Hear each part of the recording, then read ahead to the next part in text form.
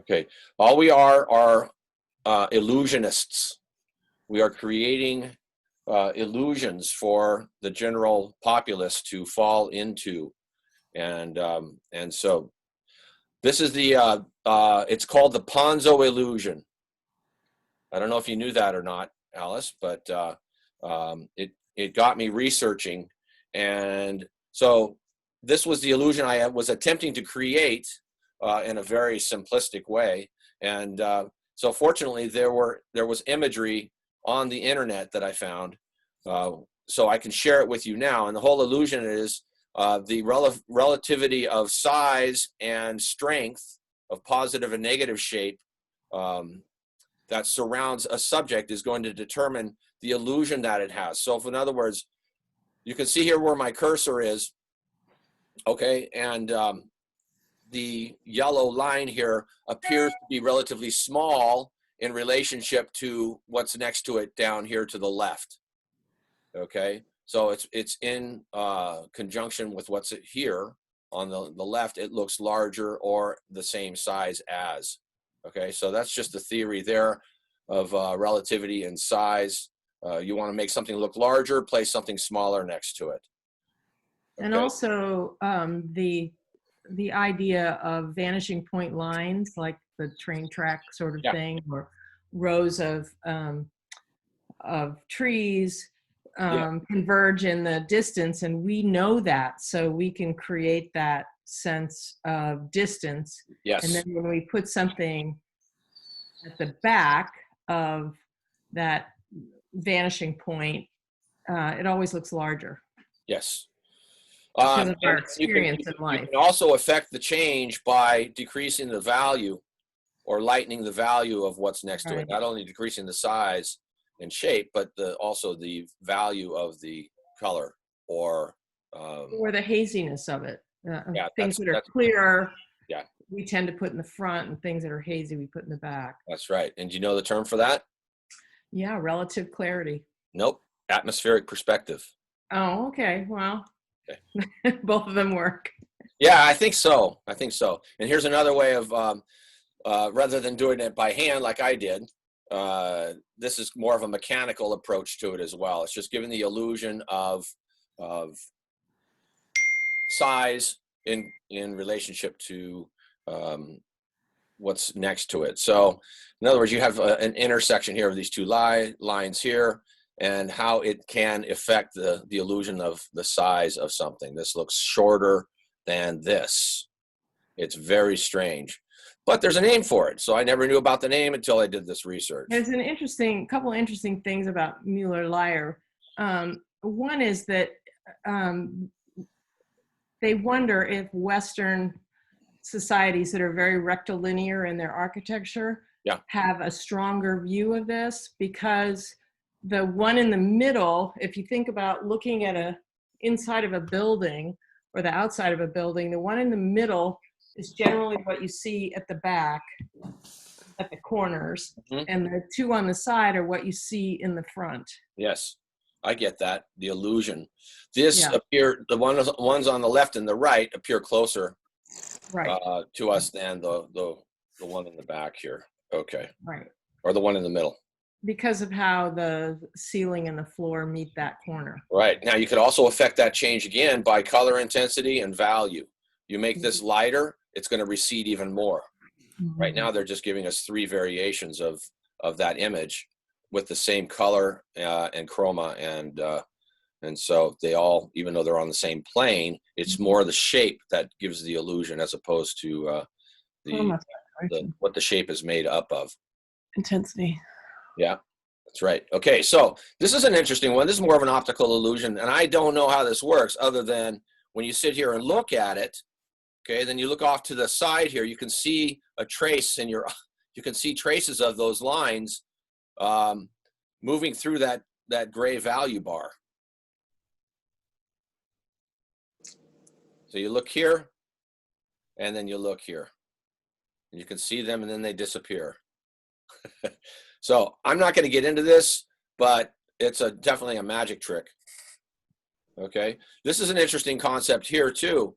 These are both parallel lines, but because of the angles of, I guess, angles of incidence that converge in a vanishing point here, you give the illusion that something is slightly curvilinear here, or slightly arced. The herring illusion, yay. Okay, and this is another one that I did the other day too. It has a name, it's called the Ebbinghaus illusion. Okay, so the idea is the theory of relativity in size. Again, you want to make something look smaller, surround it with something that's larger, or vice versa here.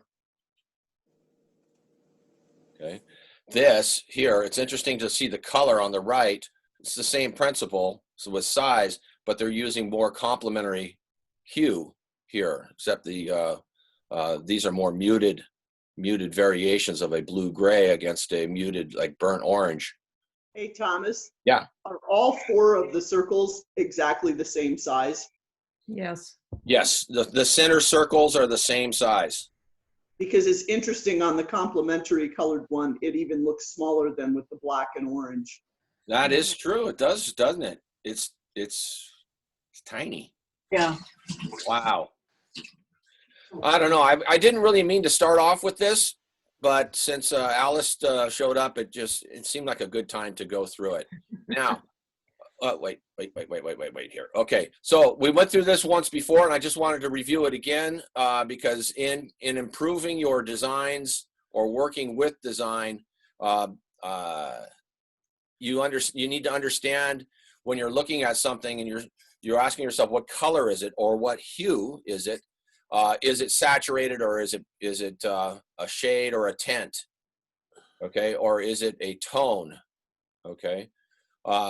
It's interesting to see these 3 color bars here of red, yellow, and green.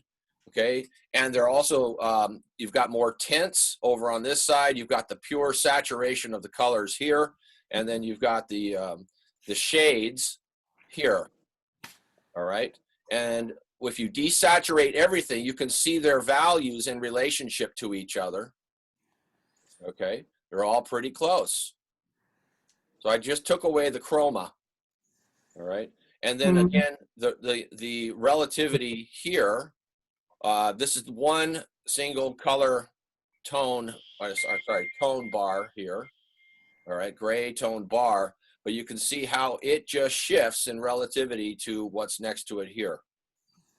All right, so this is a fundamental in painting and in design. You want to be aware of creating the illusion or effect of something by what's in the neighborhood. You're always considering what's in the neighborhood of your subject that you're working on. Okay. All right. This is that same principle here. Same value bars, but different backgrounds. Okay. So look, for instance, this was surrounded by white. Here it's surrounded by a neutral gray. And here we've got surrounded by black. So you can see the transition from each one based on what is adjacent to it. Okay, I've always loved this one here too, is to show the guesswork is you have A and you have B, and you have all these different variations in values in these checkered squares here, and you've got this kind of neutral dark green next to it. We're not going to deal with that, but just the A and the B, and you say which is darker, A or B. Well, right off the bat, it looks like A is darker than B. Okay, but when you draw the same value bars next to it, you can see they're all tied together. But A just appears the way it does because of what surrounds it. So you can see again here, I've desaturated the picture so there's no more green, and you can see that how that illusion is created. So sans the chroma, when one is painting a picture, that's one of the things the artist must think about, is how the color and value that they're working with in one area of a painting, how that's going to affect everything else in the painting. The second they put it down, or they hold their brush up to it before they, up to the painting before they put it down, when they put it down, everything that's next to it is going to be affected in some way, shape, or form. And then once it's the right value and you get the right thing happening, I've made something look lighter because I just put a darker stroke of something else in the neighborhood. You might take that color and place it in 1 or 2 or maybe 3 different places throughout the painting in little minor areas, just indicators, which helps to even out and balance the painting. It harmonizes what's going on there. So that's part of the process, okay? So this is another thing to think about here. There's a book by Joseph Albers, okay? And this is in his book here. It doesn't do exactly what I'm doing, but because I've cut and pasted these squares here. All these squares, these like tone orangish colors here, you can see they're all the same square, but you can see how just based on what's next to them, they're going to change in value and temperature and intensity. Okay, there's actually some vibration happening here with these two because they're complements to each other. Here, this looks lighter because it's surrounded by something darker, and here it's darker because it's surrounded by something lighter, and it is an analogous color. This color here is mixed, has this yellow mixed in with it, so it's right next to each other on the color wheel. And then vice versa, this looks darker and grayer because you've got a more intense and lighter variation of it in the neighborhood. Now you can just look at this and you can see the value variations here on the right. Okay. Okay, this I did on my own as well. These were also from the Albers book, but I took it to the next step here. I actually, I took all these and I put them on my Procreate, and I took each one of these colors here on the outside, okay, and placed them within these rectangles. Same with here. Within, you can just see how things change. One color you've mixed up, you place it where you want it, you place it here, and then somewhere else on your painting, you might place it here against this, and you're gonna see a different reaction. Okay, so depending on what you're after, you're going to be looking to play with that paint.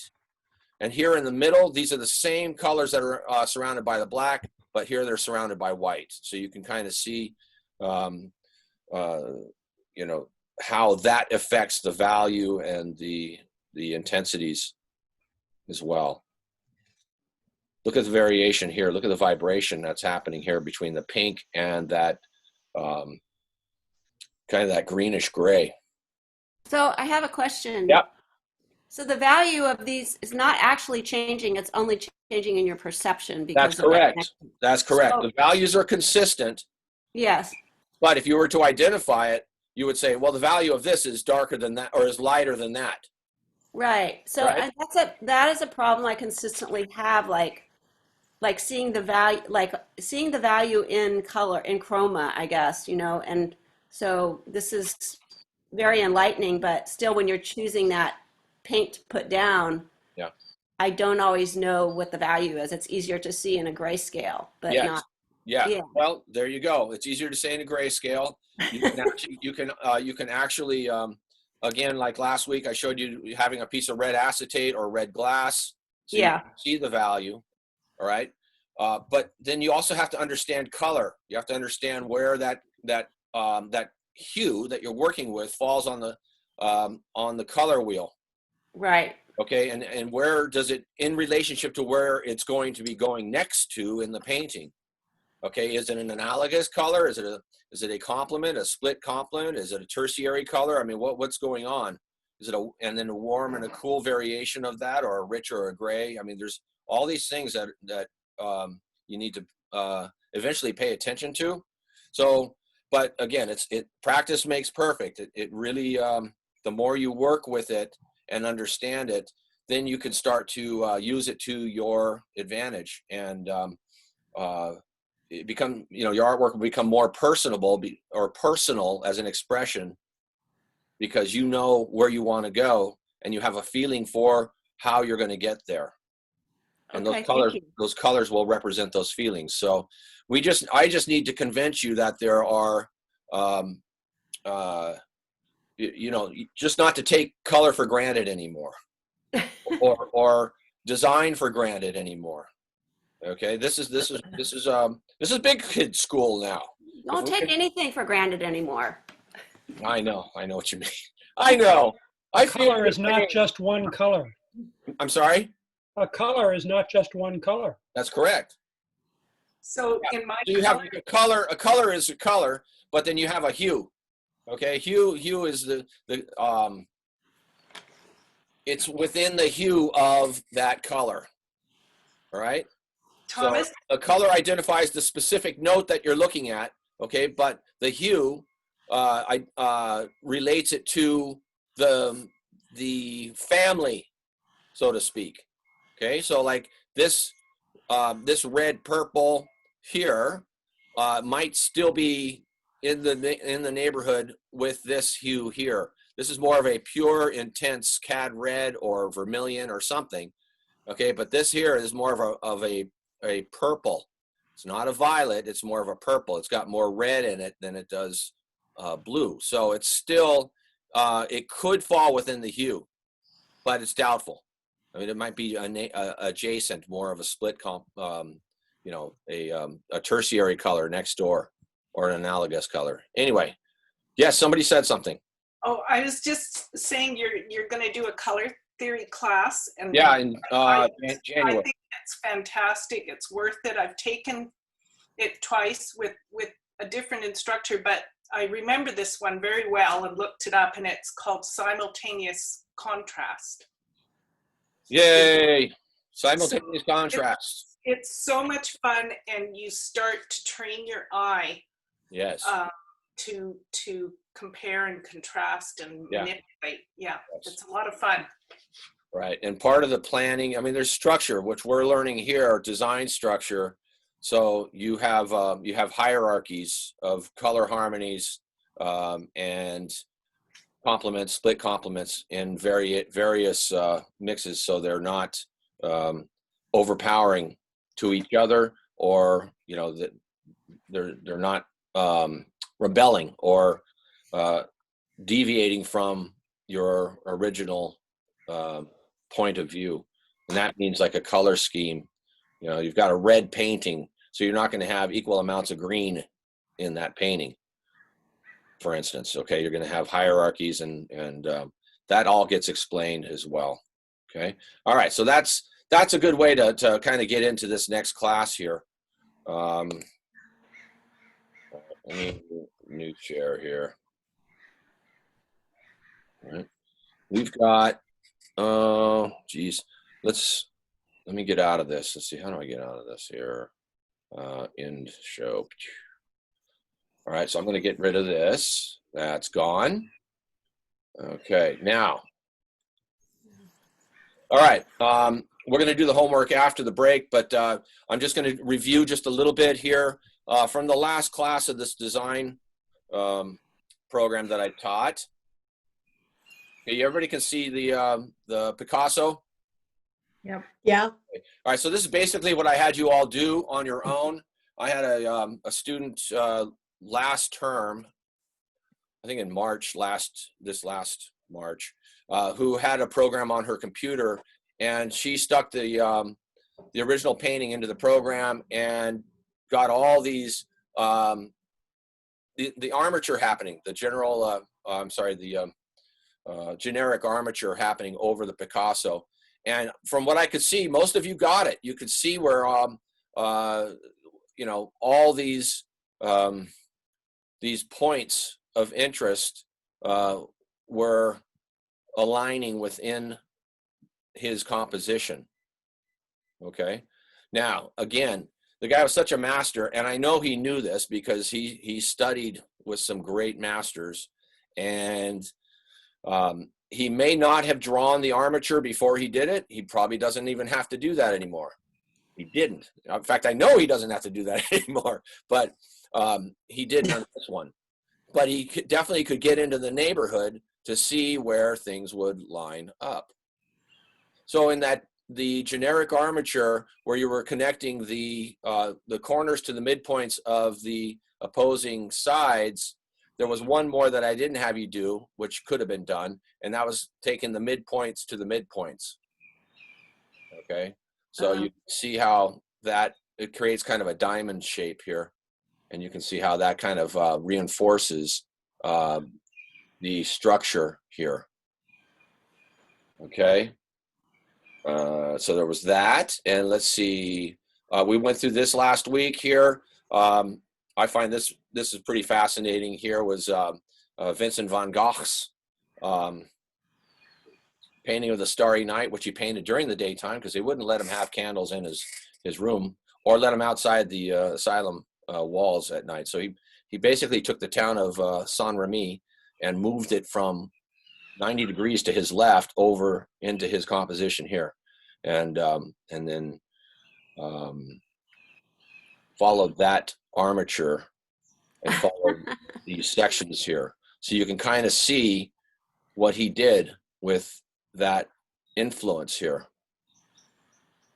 I thought that was pretty fascinating. Mm-hmm. And then I showed you this of my painting where when the fog came in, I saw that, took a photo of it because I knew it wasn't going to be there for long. And then I reorchestrated my painting to also have that influence of the the Fibonacci, and actually it wasn't so much the Fibonacci, it was just the Great Wave thing. So I gave you an assignment for homework, which we will deal with here in a minute. I found this to be quite a beautiful image here, and I have not an understanding of who the artist was, but it just was amazing. So what I would do with this, I might, as an artist, be influenced to go down to, say, Stearns Wharf and set up on the beach for the moonrise and compose an image where I'm, looking underneath the pilings of Stearns Wharf at the moonrise over toward the east, and come up with some variation on this form. Mm. And then I would steal the colors. I would go in and get my Prussian blue and maybe a little bit of red oxide or burnt umber and some black and maybe a touch of yellow ochre, just something that might be an earthy yellow to make something look a little more green. And then I would stick to that palette and create an image based on this. But I would still do an armature first and reconfigure what I'm looking at into this format. Okay, so this is what you would call an Oban size format here. I think it's a 9 by 15.5 on that. It's on that list there. Okay, here's the one that I had you guys do. And let's see. I think what I'll do, rather than draw on your guys' work, I'm going to just bring it up here on my homework, on my thing here. Hold on just one second. I'm going to shrink this down, and I'm going to go to homework. Okay. And some of you did the originals. So let's just deal with those first. Okay. All right, so this is Julia, yes? Julia? Okay. Yeah, that's me. That's you, okay. All right, so I'm going to look at your image here. Let me get my annotator. Well, actually, I'll just use this because it disappears if I don't move it. Okay, so you pretty much stayed with the structure. Did you do an armature first? Is that a yes? Yeah. You did? Yeah. Okay, and I'm going to just bring up the original here a second. I'm actually going to take it and move it off. No, I can't do that. Oh, darn. Okay, so tell me about your experience. What was that like? You were using a different color palette, yes? I didn't have, I wasn't using Prussian, but I tried to recreate it. Yeah, I think the hardest part of it was after just tracing the armature, just trying to get the armor, like painting over the armature and then trying to still see my lines to still paint the images. And so I was just trying to focus on where to, how to recreate the armature on my canvas while I was painting. But I mean, I like doing the armature. I saw the alignments of the key images and I thought that was interesting. Okay. I thought, I've never painted reflections before and that was hard. And I've never painted around trees before and that was hard. Right. And so I learned. Good. Okay. So you two things about reflections. They're generally darker and duller. Okay. And when you paint reflections, I don't, unless I bring up the original, which is here. Okay, original's here. And we talked about that when we were painting at the bird refuge, that you can start with vertical strokes first. Okay, vertical strokes first. All right, going down, and then you come over them with horizontal strokes, and that ties things together and gives the illusion that the plane that that the reflection is on is receding into the distance here. But you always start off with some vertical strokes and then back and forth between dark and light of some horizontal strokes. Let's see. I'm just going to squint my eyes and look at the intensity of this here. And then I'm going to look back at yours. Okay. And probably it got a little bit chalky, a little bit too much white in it. Mm-hmm. It's an easy glazed fix. Okay, you could take a little bit of a cad orange, maybe, and just a transparent wash and lay it over the surface here. I was wondering that, looking at that yesterday. Okay. Yeah, good. A little cad orange would be fine. Okay, and then down here, this is kind of a duller variation of it, but you're in the neighborhood. The last thing I'll say is about the design. You've got to be careful that you don't fall into the trap where all of your tree shapes wind up looking the same. Okay, you see what I'm doing here? I'm just kind of going back at it. It gets monotonous. It's a repetition of monotony here. And so if you study his, he at least has a different characteristics to each one. They're just slightly different. He didn't get caught up in the sameness area there. So, okay. Next. I have a question about the reflections. Yeah. Isn't there a rule of thumb, like if it's a dark on the outside, the reflection in the water will be lighter than that, and kind of vice versa? Or isn't there something like that rule of thumb that way? I'd have to see what you mean. I mean, okay, all right. There isn't always, I say darker and duller. I also didn't say that sometimes they're warmer. Reflections could be warmer notes. But you're safe in going about your painting. This is yours, Julia, too? Yeah, that's yours. You're safe to harmonize them so they all kind of fall together in the same tone, and not make them as patterny as what's casting the shadow. You just want an indication of what's reflecting. You don't want them to cause too much competition for what's causing the reflection. All right? I was looking at the original, and it looked like it was definitely duller, maybe not darker, and shorter. Yeah, they're short, so really absolutely. Clear eye there. Thomas, who was the artist of the original painting? I'm sorry, I forgot. Hasui, Hasui. Hasuai, I think. Hasui. Oh, geez, I should know this. Anyways, look him up. He's one of my grand favorites. Hasui is what you wrote in the email. Hasui. Anyways, look him up. He does a lot of nocturnes. Beautiful, beautiful nocturnes. Very poetic. Okay. All right, next, let's see. Did you say that was at LACMA? I think you said you got it at LACMA, right? No, I That didn't picture? get it. Maybe I didn't get it Oh, there, okay. but I'm going to decrease this. All right. So these are all different variations on yours, right?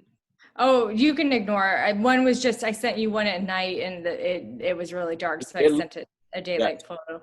That's all. All right. Now, did we cover this one last week? Gay, we did cover yours, right? Yes, yeah, we did. All right. Okay. I just want to make sure because I had it on there, and now it's no longer on there. Okie dokie. So let me see here. I'm gonna bring this up, and I want to rotate it left here and open this up here like so. Okay. All right, and this is, who am I looking at? Mine, it's Vale. Hey, Vale, hi. No. Hey. What? No. Yes? That's mine. I think it's Okay. mine. Yeah? Okay, see, this is what happens when I don't find a name with it, you know, it's tough for me to bring it up. So, either way, if this is yours, Vale, I just want to know what medium did you use to paint this in? That was the big dilemma. I found this to be extraordinarily complex in a very simple drawing. Yeah. And I couldn't imagine the colors for me in acrylic. So it's oil pastel, which I have extremely little experience with. So it was a completion of it, but it was not a good outcome. So. Okay, so you, all right, two questions. One, why would you choose oil pastels if you've never worked with them to do this assignment? Because of the colors. Okay. I could not envision the work for me in acrylics. I couldn't see the patina. I didn't like the patina of the acrylic. Okay. And so that was the reason. Okay. All right, so I want you to keep practicing with these oil pastels. And I also want you to keep a little jar of paint thinner nearby. Okay, and I want you to have a bristle brush that's maybe anywhere from a 4 to an 8, a 4 to an 8 bristle brush. Could be hog's hair, synthetic. It could be a flat brush or a filbert. It doesn't really matter. But I want you to think about dipping that brush into the into the thinner, and then going up and applying it to some of these areas when you're painting. Because what happens is it dissolves the paint, making it less textury and blends. Okay, you can blend very nicely with it. It dissolves the oils, the oil content in the oil pastel, and allowing you to have more softness to edges and things. So these trees, rather than being so patterny, you might have been able to kind of unify them by softening the medium. Okay. Okay, that's oil pastel. And if you want to develop texture and have these highlights and things, you do all your blending, or as much as you can, in the very beginning stages. You just blend it all together, and then when it dries, which isn't going to take too long, then you can go back over the blended dried oil pastel and develop those textures. Great. Okay. And then you can also scratch into the surface as well. All right, that's also a possibility. So you can create other textures by scraping. All right. I appreciate it. Thank you. Sure, no problem. All right, Gay. Yep. Hello. Okay. Yes. All right. So this is you did a beautiful rendition of it. It's a very, it's more of a warm sunset ambiance. This is like the new moon, of course. It's just a sliver. And it's very, very pleasant. And you did it in watercolors, yeah? Are these watercolors? Right. Yeah, right. Looks like And on I did canvas. it was supposed to be the first try of 2, but I found it quite difficult, and this is as far as I got. So the paper's pretty funky. because there's a painting on the other side, and I think the water probably warped it, and, you know. It didn't come out very smoothly, but thanks. Yeah, I like the colors, even though they're not the ones that he did, which were much darker and much actually more beautiful. Yeah. Okay, well, I'm going to do something right now because I can. I'm going to do this, and I'm going to just, you know, even if you don't ever do anything with this, think about, let's see if I can get this to happen here. I'm going to do this. I'm going to kind of like crop it here. Okay. And I'm going to crop it out. And you've got a really beautiful section of light and shadow here. It's pretty nice. And so you might want to cut that out and, you know, do something with it. Okay. Okay. So never throw your paintings away. At least put them away and then come back and look at them and say, well, you know, is there one redeeming thing about it that I like? And if that's a yes, cut that part out and keep it and just throw the rest away. Yeah, that part looks pretty good. I almost didn't even send it to you. I was so disappointed in it, but that part looks good. You could have sent this to me, and I would have given you a good grade. I mean, come on. Thanks. Yeah. All right, no worries. Okay, now we're into the homework that Elizabeth, you chose a size. Do you remember what the name of the size was? I don't remember the name. It's 7 by 8. 7 by 8. Okay. 8 by 7. Okay. Okay. And so that was a woodblock size, and you designed your composition based on that formatting.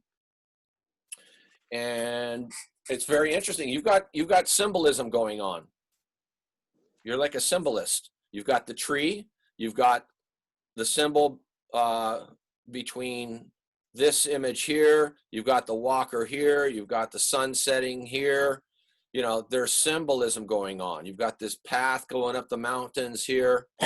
So I would recommend you, if you like doing this type of work, you know, start looking at the surrealist painters and the symbolists, because there's a deeper psychology to what it is you're doing, and what you're choosing to represent in your imagery.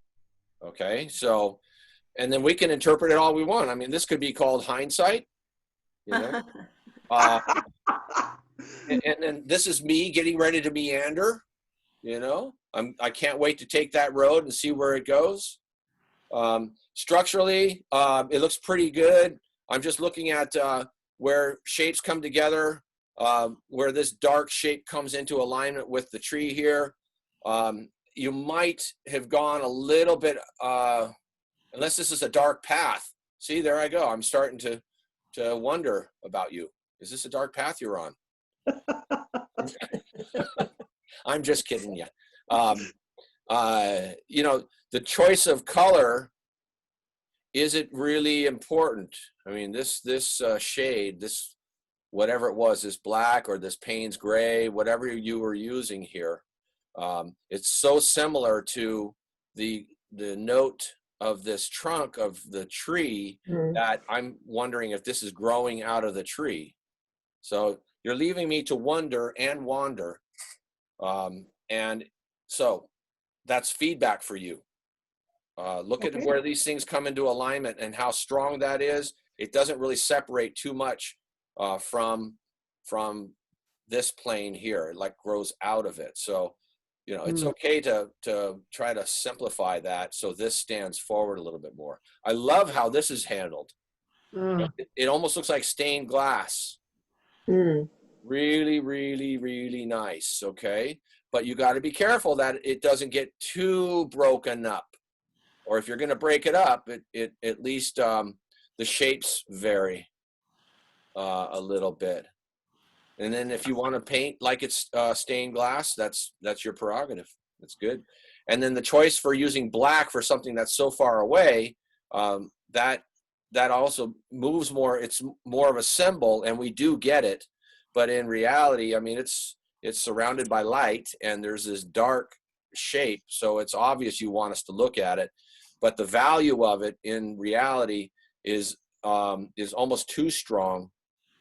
I don't know if this is a cast shadow or if it's water. I don't know what's going on. But so maybe you want to start introducing a little bit of a bluer influence to that black, just making it slightly more suggestive as opposed to deliberate. Because I'm confused as to which will become, you know, my focal point. First, second, third. I don't know. These are just ideas. It's just feedback, and I could be 100% wrong, or not. Okay. No, that's really helpful. I mean, you know, I'm not a watercolorist, but watercolors is what I had available, and so I just threw it on there. I threw the armature on there and said, okay, well, you know, where am I gonna, you know, where am I gonna put this stuff? So yeah. And then at the, you know, at the end of the day, I was like, I better get this in. Yeah. Well, you did. Yeah, so I got it in. And you gave me a lot to think about. So, you know, so I like that. I like to be challenged. So good for you. Okay. It's a beautiful sky. Gorgeous sky. Yeah, definitely. Nice wet on wet. Okay. And this belongs to, no signature, I forget. Who is this? Anybody? Any takers? Cassie, is this you? No. Huh. Wow. Again, there's a lot of potential with this. A lot of information. A lot of ways we could go. But the owner is not showing up, so all right. Now we're going to go into, let's see if there's one more here, the woodblock print size. Good, Lola. Nicely done. Done in pastels. Okay. All right, Lola. Tell me what we're looking at. It's a seawall at minus tide on Elwood Beach, and I always like natural settings with some kind of human footprint on it, if you will. Yeah. I like architecture. Yeah. I distorted it a little bit to fit it into that armature. Okay. And kind of captured the line work. So I did the, you know, armature over it. Yeah. And I'm more confident with pastels. I thought if I tried it, I'm not a painter, but in the color theory, I used gouache. Okay. So I'm familiar with gouache, but I lost confidence looking at the Hasui print. Okay. To capture it with painting. So I kept coming back to this picture I'd taken of the wall. So I tackled it with pastel with a little bit of pencil put back into it. Okay. And I felt like I was losing a focal point. I could have put a lot more of the mold that was on the metal, you know. Yeah. I could have brought that up more for a focal point, I think. Yes. Okay. All right. Let me just go through it really fast. Thank you for writing down here the 7 by 8.5 size Surimond. There is a way to make this a better composition without changing the placement of the shapes within the format. Okay. I think maybe a couple of figures would have been good here, 1 or 2, you know, just to bring our eye back down into this area here. Okay. Just something here, because what's happening is you've got these diagonals happening, but the amount of space between the top of the format and here is very similar to from here to here. Okay, yeah. So it's almost a redundancy. It's too balanced. Yeah, it's too balanced. So you can fix that again by breaking up this shape and giving us just something else to pay attention to down here, and then we'll ignore the fact that this is very, very similar here. Yeah. Okay. Are you laughing? Yes, I am, because that's what I thought. It's just a little too bland, but it's something else. Something else needs to pop. Yeah. All right. So this can really lead our eye here. All right. Be careful of your values away from you here, that they're so dark. Yeah, and interestingly, the photo, it gets blacker and blacker going away. So it's kind of a... So in pilot terms, we call that a sucker hole. Oh. Okay, it's like a sucker hole. It's like you're flying around, you see there's cloud cover, right? And you're on VFR rules, which means visual flight rules, and you look up and there's a nice big hole in the clouds. You think, God, I'm gonna go. So you climb up through the hole. Next thing you know, the clouds have closed in underneath you, and you can no longer see the land, and you're stuck. And they call it a sucker hole. So in this term, these were the values in the photograph. It was dictating to you where to go. Okay, you've got to think. You got to be reasonable here and think. What's farther away from you and what's closer, and then what can I do to keep this so important and seductive that this is not going to take away from it. So you just have to be careful. And just because it says so, you don't have to do it. You're the orchestra leader. It's your turn to interpret what it is, this painting wants to say. Okay? And I think photographs can lead you down the wrong path. You can see where somebody's trying to make it exactly like the photo. And I'm speaking about myself. It happens a lot. Yeah. Yes. Yeah. So don't let Kodak dictate to you. Okay. Thank you. You're welcome. Now, Dylan, are you there? Hello. Misa? I'm here, sorry. It took a while to get to my unmute myself. No time like the present. I love what you did. It's like I'm looking at two playing cards. Yeah, it's what I wanted it to be. It really works. That's good. Nicely done on the armature. This is fun, and it's all free form. I mean, even though it's not really in the center, so you didn't use a ruler, you kind of offset it a little bit, but that's fine. I don't care. That's just fine. Nice job. Look at you're searching for those patterns again. Okay, all these variations and patterns, and you're having fun with it. And I love this too. This is great. You're taking Picasso to the next step. Look at this. Look at that. Oh my gosh. This is so fun. He would love to see this. I just know it. This is just great. Yeah. That's what I felt. I felt like he was saying, "Don't copy me. Make a parody of it. Go a little bit farther." He wouldn't want me to copy it. No. Okay, so let's see. Let's see this here. And then you did this. You brought Picasso in. Yes.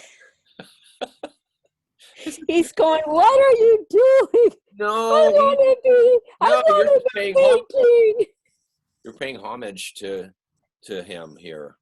Yeah, and I thought about I had never thought in the last class you talked about sort of the pyramid composition, and thought, I'd never done that before, so I tried to bring that in. Yeah, the triangle. The triangle, yeah. Yeah, today we're going to do circular, so this will be really fun. This looks like he's looking in through the window. Spying. Yeah. Okay, so that's what's so great. Look at this. Look at this beautiful profile down here with the flower going out of it here. This is amazing. I saw on the right hand side, the hat. It's like a perfect. It asks for profiles. Yes. So that you could read it different ways. And then how I made the image on the left is I put it in Photoshop and I inverted the colors. Okay. So they were the opposite, and then I worked from that, and then I worked in some of the textures from the drawings, and then for the Picasso, I found one of his self-portraits, and I worked with that. And I wanted it to be in a different style, but not like too realistic, just to have it sort of watercolory, loose. I love how it dripped there, and this is just great. What's the size of this? 18 by 24. And then on the bottom, I was inspired by Nicola. I put Pu'u in Picasso. Pu'u is my maiden name. And all right, you personalized it. Yeah. This is a sellable piece. You've got 1, 2, 3, 4 profiles in this one figure here. Yeah. This is like multi-personality stuff going on. Well, that's part of my history. I know, and I just think this is a fantastic paint. Good for you. And this is the same one, right? This is the same one. Oh, you did this. This is how it came about in your computer program. In Photoshop. Yeah, I've been doing it in Photoshop because I like the colors. They're vibrant and it also can add texture. And then also too, because I'm trying to put it out there in the world that it's okay to sell my works. I've been uploading them to this gallery called ArtPal. Okay. And then people can buy them a print, or they can put it on a mug, or they can print out something to put on their wall. Yeah. Without getting rid of the original yet. Yeah. But it also has a place where you can sell the original as well. That sounds great. Yeah. There's another program locally. It's called ArtQ. I don't know if they're ArtQ. ArtQ, yeah. It was started by Tony Askew and a few local artists here. It's an online gallery, so look it up. Same principle. But it really feels like the memory of the master. I mean, they're a part of us. It comes through, and they tell you these inner characters and how they would want it to be now. Yeah. So at the end of this class, we go through, I have a PowerPoint. It's called Masters Influencing Masters. And you get to see where they got their ideas from. I've actually done research, and, I can see where they've stolen from. And you'll get a little glimpse of that today. But you're not that I would say grow from. Yeah. Well, of course. Yeah. Your Honor, I grew from it. Okay, so one last one here. Whose is this? Did you get the other one, the swirly one that was the other assignment with that? Mm-mm. Thomas, I sent you in a print too, but and I just resent it because maybe you didn't get it. Nicola. All right, hold on. I'm not going to. Thomas, this is Nina. I sent you my painting yesterday, and I just resent it in case you didn't get it. Yeah, so Nicola, go ahead and resend it as well. I don't mean to resend it, but resend it. I did. I just did. Just did? Okay. All right. So we got Nina. All right. Thank you. Anybody else? Anybody else send something in? Yeah, I sent you. This is Katie. I sent you one also. All right, Katie. There should be something from Kurt and something from Alice. I want to comment on. And I put in the link where I put my other assignment on ArtPal. I already uploaded it to sell as a print. The abstract one with the circles where we had to make space. Okay. Okay, that sounds good. All right, somebody wanted to say something? Nina? This is Georgia. I wanted to say I once heard a lecture in which a great modern critic was saying that he thought that these Picassos where you have mixed up profiles and full faces had to do with looking at somebody, your lover, very close up. So you're actually seeing both views at once. And that's where that kind of mixed up, tangled profile and full face and so on. Yeah, cubist. Might have come from. Okay. So one of the things that, one of the reasons why Picasso was such a great artist, this is my understanding, and became one of the greatest artists of the 20th century, was the number of retrospectives he was given in his life. He was given like 5 retrospectives in his life. And whatever was the thing to do at the time, he did it until he felt that he had become the top of the game. And then he'd move on to whatever else was happening, contemporary, as far as conceptual art or whatever the style was, he would move into that, and he would experiment and explore and progress in that until he became the top of his game. And he kept moving through time with that in mind, always trying to improve upon what was going on. And then the what makes a masterwork a masterpiece is not necessarily the artist standing there and saying, "Oh, that's my greatest masterpiece." No, it's someone else who's been studying the artist himself and they label it a masterpiece. The artist is probably the last one to call it a masterpiece. It's other people who really label it a masterpiece. And then as time goes by, what stands the test of time is how that masterpiece is reinterpreted over time. So you just told me about this person who wrote that was what they were getting out of his Cubist women, or those profiles and things that were going on, is a great interpretation. Yeah. And I've never heard that before. So that's what I mean, you know, as time goes by, we keep reinterpreting the art, which makes it even more interesting, because it's like, aha, that makes sense. Not that we can really prove it, but if it makes sense, then there you go. Art is meant to be interpreted and reinterpreted. And once you start, or once you think you've got the idea, you don't want the art to die. You know, you want it to keep giving new ideas over time. And I think that's what his artwork does. So that's my opinion. Okay. All right. Why don't we take a 5-minute break here, and then we're going to come back in, and we're going to get into a little structure, and there we go. So, and Thomas, you're going to critique the rest of the paintings you haven't critiqued, correct? Yes, we'll do that at the end of the class. Thank you. Okay. Yeah, Kurt just sent me something here. Katie sent me something. Nicola sent me something. You're also kind. I'm gonna send you my other one too, because it's Yeah, the go ahead. one that Go I've ever ahead. done. Go ahead. Yeah, it's fine. You did, Thomas, you received Nina's, right? Yeah, I saw Nina's. Thank We'll get to it, Nina. Don't worry. There's a lot to do here. Okay, so we're now at 4 minutes and 30 seconds. We all need a break. This is some intense stuff here. Be right back.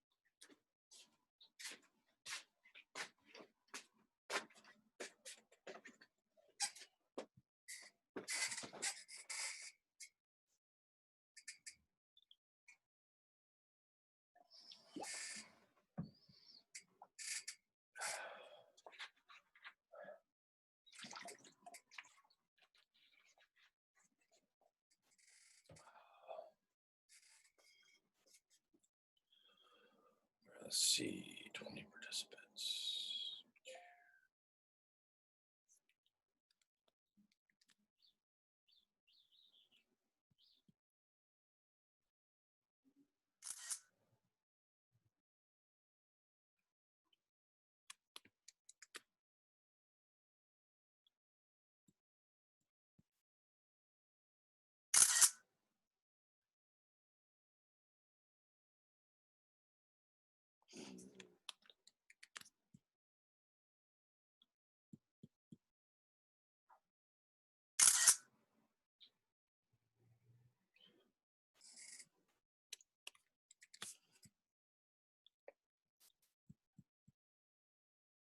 Okay.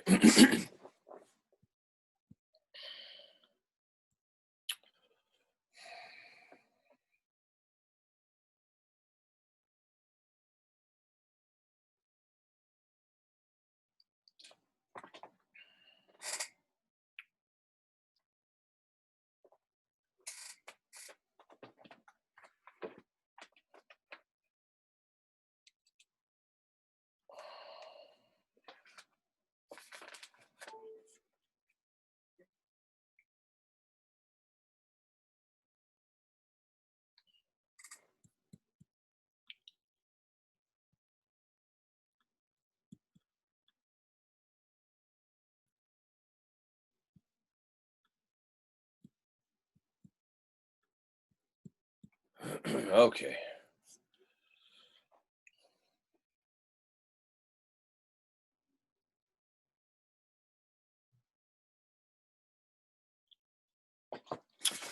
All righty. Let's see. Somebody sent some messages here. We've got chat. Georgia. Hello, Georgia. Dylan. Thank you, Dylan. Everyone. Thank you. Thank you. Okay. Looks good. All right. Let me bring this up here. Okay. Everybody back? Yes. This is really hard to see, but I wanted to throw this in here that what we're doing, I'm not really concerned that you see this in detail. But what I'm finding as I do the research for this class and in my attempt to get you to thinking beyond just creating without understanding structure is how important it is to understand structure. And I'm learning the infinite ways of dividing up the format and why masterworks make sense. And the masters that we do study, they were solid in an understanding of this symmetry. Some call it dynamic symmetry. And what was that chart page of stars? What? Okay, so these are all different rectangles. Okay, and they have you can draw generic armatures within them, and you can draw. Some of them are the golden rectangles, and some are the phi root rectangles. This is a website here that I would actually encourage you all to go on and become familiar with. This man named Tavis Leaf Glover. It's Glover, yeah, Glover or Clover. I think it's Clover. Clover. All right. I would definitely go on and familiarize yourself with him. And it can be wonky, but it's really amazing as far as learning by studying the masters, how you can apply these armatures to their work, and then eventually how you start to see the structure in your own work, whether it's sculpture or painting or drawing. You have an understanding of structure. So these are all from his website. I just thought I'd put them out there. Okay, this was the homework assignment from last week or 2 weeks ago. And I forget whose painting this was here. It's not signed. Anyways. Beautiful. Yeah, this is kind of following in that vein, which is really what I wanted. And then this is my friend and what is it? I said that was mine. Elizabeth. Okay, very nice. Yeah. Nice work. Thomas, I missed the lecture, so I don't know what artist that was inspired by. Who was the artist that here? the top concept? The first assignment, yeah. First assignment? This one here. It was unsigned. There was no. Okay. There was none. No, but I mean, what was the assignment drawn from? Who was the original artist? What was it after? There was no mention of that. Okay. This was in a. No, but in the original assignment, who was it inspired by, this form? When you gave the assignment? Yes, there was. Nothing. Inspired by me. All right, great job. Thank you. I just wanted you to do this. Good, thank you. Yeah. Good to know. Thank you. Okay, but I'm not going to sign my name to it. Okay. Anyways, this is speaking of artists. This is a guy. His name is Larry Vigon, and I'm actually going to be curating his book now. But it just has the same principle of creating shapes and forms. This has a lot of symmetry to it, though. right? It's symmetrical how it all comes together. But it's the same principle as doing this. Okay, I just thought I'd throw that in there. Okay. Sorry, no, that wasn't mine. I don't know whose that Oh was. no. Oh my goodness. Okay. All right. So now check this out. All right. We're going to go back into the 19th century. Okay. And mid 19th century, early 19th century, the invention of creating aluminum or metal tubes allowed artists to make their paints at home and stick them in these bladders and tubes and go outside and start painting outside. Okay. This man here, Lucien, let's see, anybody speak French? Lefebvre, Fournier? Thomas, it's Lefebvre Fournier. Fournier, okay. Yeah, So he and his family in the 1860s started up an art store, and they would actually sell art to, they sell art supplies to all the artists in Paris. And this is where his building was. This is where the art store was. And so the Impressionist painters would go there and buy their tubes of paint so they could continue to paint outdoors. And sometimes they wouldn't have the money to pay for the paint, so he would accept payment for the paint in their paintings. So in the 1930s, when the Faulkner Gallery here in Santa Barbara opened up, one of the shows that they had was from his collection of all the Impressionist works or paintings that he had traded with all the great masters, and they had those on the wall at the Faulkner Gallery. And anyways, that's a picture of him. And so there you go. So don't forget, you can trade art. Okay. So at the time when everybody was painting in the mid-19th century more realistically, things started to devolve as they started to move out of the studio and see pure light and change things. So that everything wasn't so traditional anymore. It wasn't so, realistic. But I wanted to play this for you so you can kind of get a feel for how things transitioned Thanks to into Wix that. for supporting PBS Digital Studios. When photography was invented, some people thought painting would inevitably die. Why, after all, would we continue to painstakingly reproduce the world as we see it by repeatedly daubing small bits of pigment suspended in liquid onto a piece of fabric using a stick with short little hairs attached, when a camera could do so incredibly effectively and much, much faster? We all know that painting persisted, and not just the Impressionism and Abstraction and pop art and what have you that took paintings in directions other than the pursuit of realistic optical effects. Artists still attempt to recreate what we see in approximately the way we humans see it. But why? What's with this tireless obsession? And why is it worth our time to look at it when the world itself is all around us in pure form? This is the case for realism. So there's an actual art historical movement called realism, and it came about in Western Europe in the mid-19th century, right around, come to think of it, when photography was emerging and getting its fingers into every aspect of our lives. The French art critic Jean Fleury used the term realism to describe what Gustave Courbet was doing in the 1840s, which was rejecting the stronghold of academic teaching that dictated subjects be mythological or historical. Courbet wanted to paint what he saw around him instead.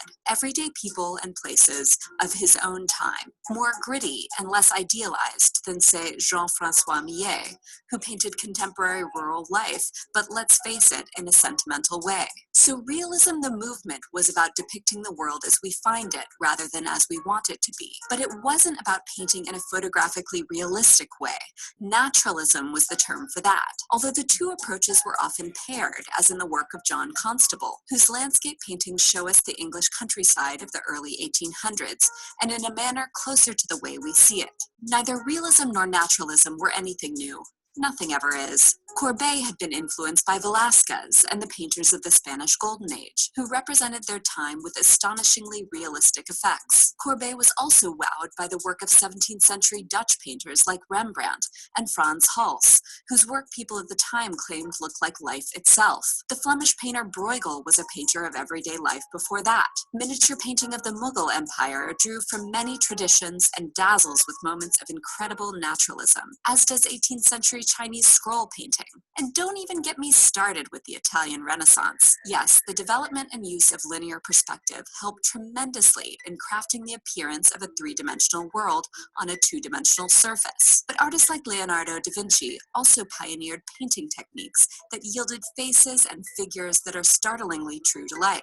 And Caravaggio's dramatically lit scenes brought well-known biblical stories into the present day with shocking immediacy and impact. And of course, those artists were looking back to the ancient Greeks and Romans, who for sure represented ideal figures, but also during the Hellenistic period portrayed old age, peasant life, and physical anomalies. This reminds us that realism, naturalism, or whatever you want to call this desire to depict life itself, has long played out in three dimensions. Polychromatic wood sculptures like this one made for a church of Jesus laid out for burial were made even more lifelike with glass eyes and fingernails made of bull's horn. And today we experience the wildly uncanny feeling of three-dimensional realism when encountering a Dwayne Hansen sculpture in an art gallery, or Ai Weiwei's exquisitely crafted porcelain sunflower seeds. Realism emerges as a strategy among many that's combined with other approaches and employed toward a wide variety of ends. Even before photography,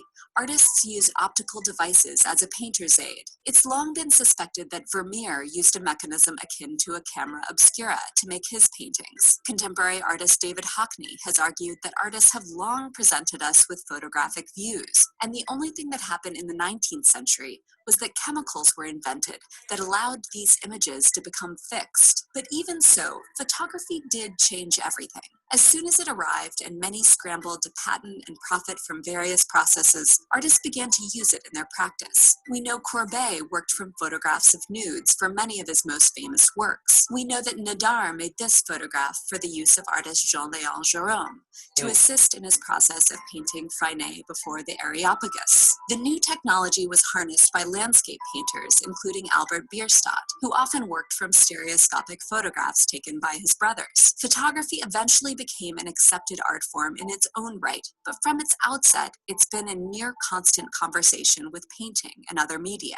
Abstraction would hold sway for much of the 20th century, but realism kept playing a part, appearing at different times, in different ways, and for different reasons. In the late 1960s, artists working primarily in New York and California began making paintings where photographs were clearly and unabashedly the primary visual reference. In 1969, writer and gallerist Louis K. Meisel gave this work the name photorealism. It's artists reproducing photographic images with astounding detail, with almost hilariously challenging surfaces to elaborate and describe. Like pop art, photorealism disrupted many people's expectations about what art should be, showing us the often aggressively unartful stuff of everyday life, and acknowledging the invasiveness of advertising and consumer culture in so many parts of American life after World War II.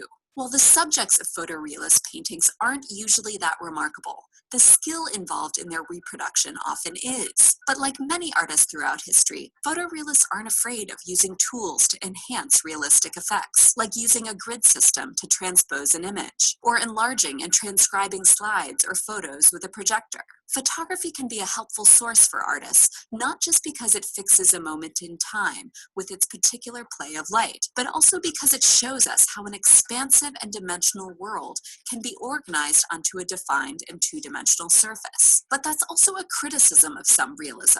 Is it all technical expertise and no substance? Just a feat of robot-like precision on display? I have achieved verisimilitude. A detached, deadpan feeling can exude from photorealism, which we can credit to the degree of remove the camera lens provides, the consistent treatment of subject matter across the composition, and the flat application of paint.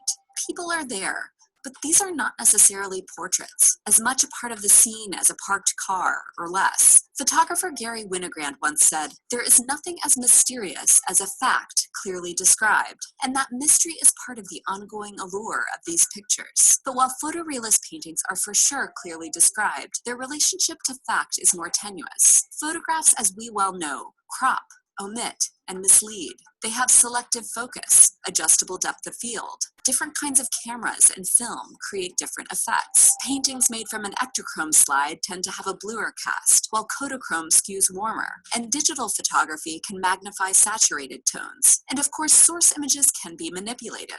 Photorealist painters often edit and combine images with others to overcome the limitations of conventional photography. Dramatic shifts in scale diverge wildly from real life. And as technology has advanced and made possible digital images of unprecedented resolution and size, painters who use them as sources offer us views that are hyper-real, far surpassing the capabilities of our human eyes. When we look at realist art, within and outside of the photorealist tradition, we know it's not real. The illusion is almost never lasting, but that's exactly why we like it. It feels miraculous that mere earthly art supplies can be transformed into images and sculptures that can even begin to pass as photos or actual objects in the world. The finesse of these works can be virtuosic, and the time and patience it can take to achieve is worthy of our admiration. But time plays a more complicated role as well. Contrasted with the long and arduous process that brings the paintings to life is the near instantaneousness of the source photo's capture. Then there's the moment in time when the photo was taken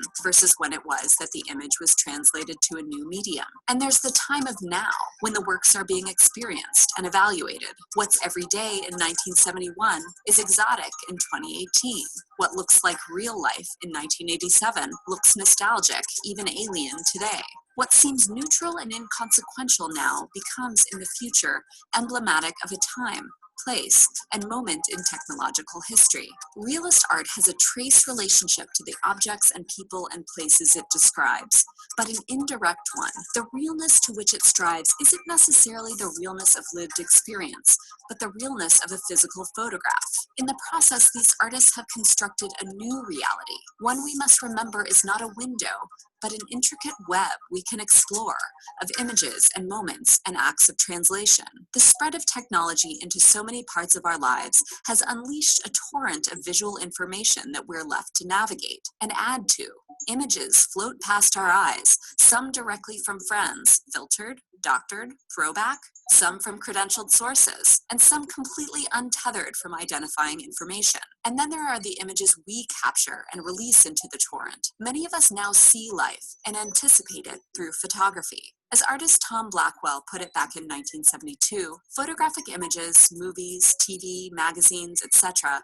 are as important a part of our reality as actual phenomena. They strongly affect our perception of actual phenomena. So this torrent of images is affecting how we see, and realism helps remind us of that, demonstrating that vision is a process, and one vulnerable to many influences. This kind of art invites us to take a closer look, to appreciate how images hew to life, and how they diverge from it. Realism reminds us that we don't see in two dimensions, and challenges us to distinguish real from virtual in increasingly advanced environments, even when it's really good. Realism prompts us to remember that there's no way to perfectly recreate any moment, person, place, or thing. And yet we still derive pleasure in this attempt to fix some bit of our world in time. As artists and appreciators, we look closely. We think in layers of the opacity and translucency and adaptability of images and of vision. Realism asks each of us how we process reality, how we organize it, and perhaps most importantly, how we share our reality with others.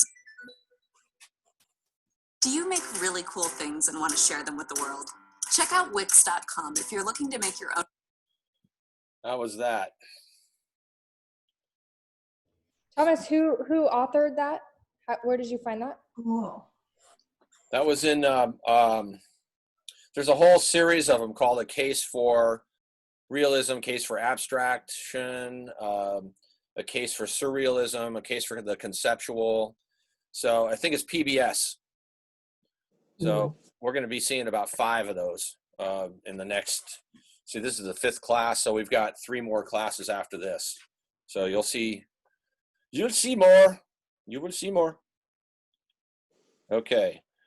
All right. Okay, context is everything for decision making. Okay, remember we talked about what was going on in the mid-19th century.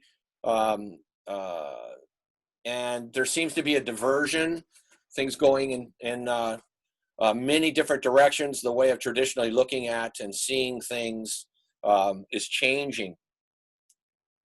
There was a deeper understanding or quest for understanding between what is life and what's the next life, or what is life, what is death, and spiritualism.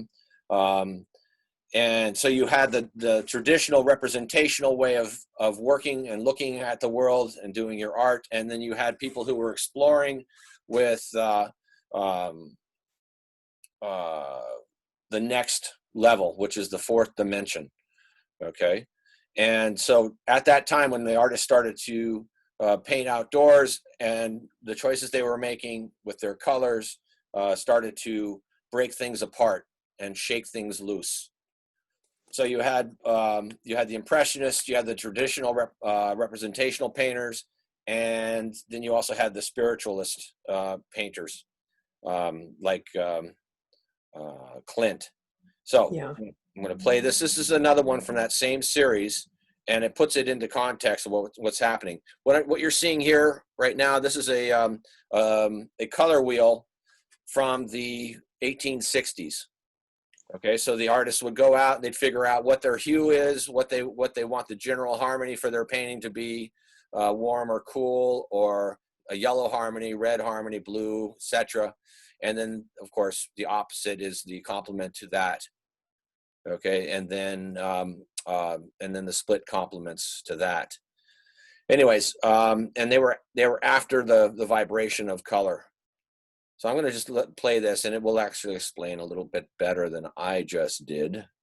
Is this painting you're looking at right now good, or is it bad? What about this painting, exhibited the same year? Is it better because its forms and figures are more clearly defined, because it tells a dramatic story? Or is this one better because it captures a fleeting moment, recorded just as the artist witnessed it? Its brushwork more lively, colorful, and expressive. When Impressionist paintings are presented in museums today and sold for millions at auction, no one questions their legitimacy as works of art worthy of our attention and esteem. But when they were first exhibited in Paris in 1874, they were regarded as unfinished, slapdash, lowbrow, and renegade. With the way art history has since evolved, or in the view of some, devolved, how do we understand these pictures, whose original power lay in their ability to shock, especially when to contemporary eyes they look old and totally unradical? What remains of their power? Why should we look at them? And what do we see? This is the case for Impressionism. This new style didn't arrive out of the clear blue sky, but the paintings were often created under one. A hallmark of the art that would come to be known as Impressionist was that many were painted outside of the studio and in the world, or as the French say, en plein air. Unlike the slow studio-based approach that held sway at the annual salons of the French Royal Academy, whereby tonal gradations were gradually built up with layer upon layer of glazes, Impressionist works were frequently begun, if not completed entirely, out of doors. These artists used smaller canvases that were easy to transport and finish quickly before the light or weather changed. Artists had been painting in the landscape for some time, like Dutch artists of the 17th century, and even more recently in England, where the likes of John Constable won admirers for his pictures of villages and countrysides, and J.M.W. Turner wowed with his highly dramatic and abstracted scenes from nature. In France, where Impressionism was brewing, painting in the landscape was an established practice, artists escaping Paris and political instability to observe nature and render it in a relatively lifelike manner.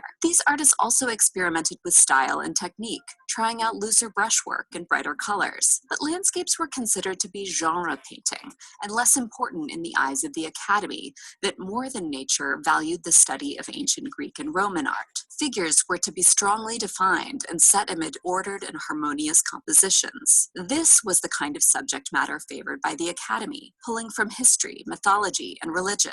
They didn't want to see regular people doing regular stuff. The so-called realists had already challenged the Academy's values by painting scenes from contemporary life, sometimes admitted to the Salon and sometimes denied. Gustave Courbet built his own pavilion during the 1955 Paris World's Fair, circumventing the official juried exhibition, and showing this painting where, it's worth noting, the focus is on a landscape painter. In 1863, the state organized a special exhibition to feature the works rejected by the Salon, including challengers to the status quo who wanted to paint their own way and show the here and now, like Edouard Manet, who would not go on to show with the Impressionists but was close friends with them, endorsed their work, and shared numerous interests and techniques. The artists who participated in the first Impressionist exhibition in 1874 had shown their art within the Salon and also grown tired of having their work rejected from it. So they put together their own show in the former studio of the photographer Nadar, calling themselves the Anonymous Society of Painters, Sculptors, Printmakers, etc.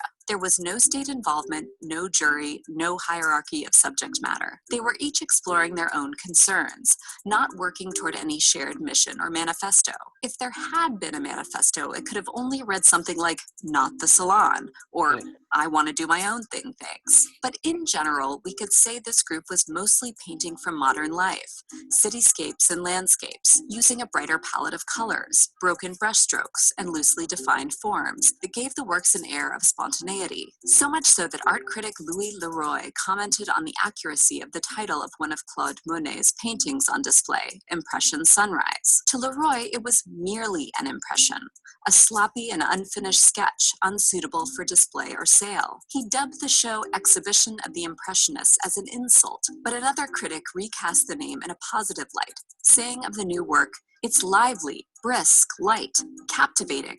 What a rapid grasp of the object and what an amusing facture." It's summary, agreed, but how spot on the marks are. As you know, the name stuck, and the artists came around too. Impressionist landscapes, unlike those that came before, often betrayed their place in time, showing city folk in the latest fashions or enjoying leisure activities in the Paris suburbs. New railway lines had made travel out of the city easier than ever, and the Impressionists were unafraid to show signs of this new way of life, and also of the increased industrialization around them. Life was getting faster, and it followed that art should too. Paris had changed enormously in the preceding decades, having undergone wholesale renovation beginning in the 1850s. A crowded medieval city had been replaced with one that was much more open, cleaner, and safer, with wide boulevards, public gardens, and lots of light. And the Impressionists did love their light, trying again and again to arrest its ephemeral effects. They liked to show it broken by clouds, dappled and filtering through trees. Oh, and especially as it reflects on water. Even when painting interiors, which they did indeed do, they loved to include a window, often with sheer drapes through which light could filter. Because they were often capturing atmospheric effects that would change with the passing minutes, the paintings have the feel of improvisation, even if they took a while to get just right. Monet often worked on several canvases at once, shuffling to different works as the light changed, or returning to the same spot daily to patiently await the return of the desired conditions. New and brighter pigments had recently become available, which the Impressionists put to good use, juxtaposing vivid colors in ways that were startling to audiences at the time. Even shadows, it turned out, didn't have to be just black or brown or gray. Studies on color that had been published in 1839 by chemist Michel-Eugène Chevreul had a hand in this experimentation, providing a guide for how complementary colors could be shown side by side to appear more vibrant and intense. An early review asserted these artists were painting things not just as they are, but just as they appear to be. And this was the revelation of Impressionism. To paint trees, one need not understand their structure, that they're composed of wooden trunks with branches and leaves extending out. One need only lay down rough smudges around, approximating the sensation the forms give off from a particular distance, as the light hits them in a certain way. You don't even need to know that they are trees. The artist could be an alien recently arrived on planet Earth, who knows nothing of the objects before them, but makes a record of the visual stimuli they perceive nonetheless, assuming this alien has some sort of eyes, of course. But not all Impressionists painted like that. Edgar Degas was a master draftsperson, using strong lines to delineate forms, often human ones, with clear expertise. His innovation came in his unexpected compositions, showing subjects off-center, from oblique angles, or closely cropped. The popularity of Japanese art at the time can be seen in many Impressionist works through their flattening of forms and use of open space. The arrival of photography had also revealed new ways of framing images, suggesting the possibility of unbalanced, snapshot-like compositions, long before cameras would reach snapshot size and speed. Some have theorized that now that photography could capture reality so well, painting was then freed from the shackles of realism and could do what paint does best, which is being colorful and tactile and, painty. This new kind of art also involved more women and represented them in new ways. Berthe Morisot participated in all but one of the Impressionist exhibitions and gave us remarkable views into the domestic sphere and lives of well-to-do women. Mary Cassatt joined the ranks as well and became known for depicting women and children as well as her own family. Women of a variety of classes were subjects for the Impressionists, and not just nude and lying on a bed anymore, but shown doing the things they actually do in the home as well as out in the world, enjoying Paris's nightlife and also being it.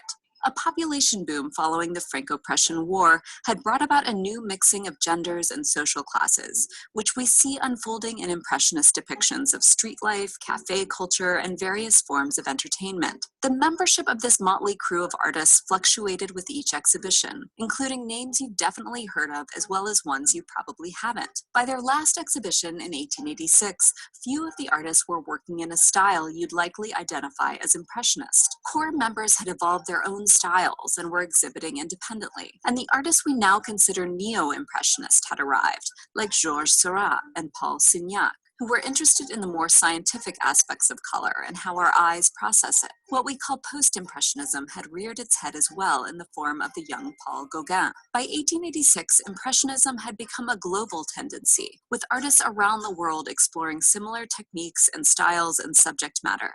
That impressionism as a word exists owes a credit to the concurrent expansion of the popular press, the first art movement with a name to be covered widely, with reviews ranging from neutral to complimentary to openly hostile. The art market had recently strengthened as well, bolstered by a stronger French economy, and a new category of collector had emerged, interested in apartment-scale pictures rather than castle or cathedral-scale ones. Art dealer Paul Durand-Ruel was a primary force behind selling the Impressionist works, both in Europe and America, where the paintings were snapped up and eventually gifted to the museums where many are still held today. It was a newly common practice among dealers to encourage their artists to find their own niche in the market, each to peddle their own singular vision. And it's that singular subjective vision that Impressionism has come to embody. What these artists were able to capture, and what still enthralls us, is not the world as you see it, or as a large crowd might, but the world as only they see it.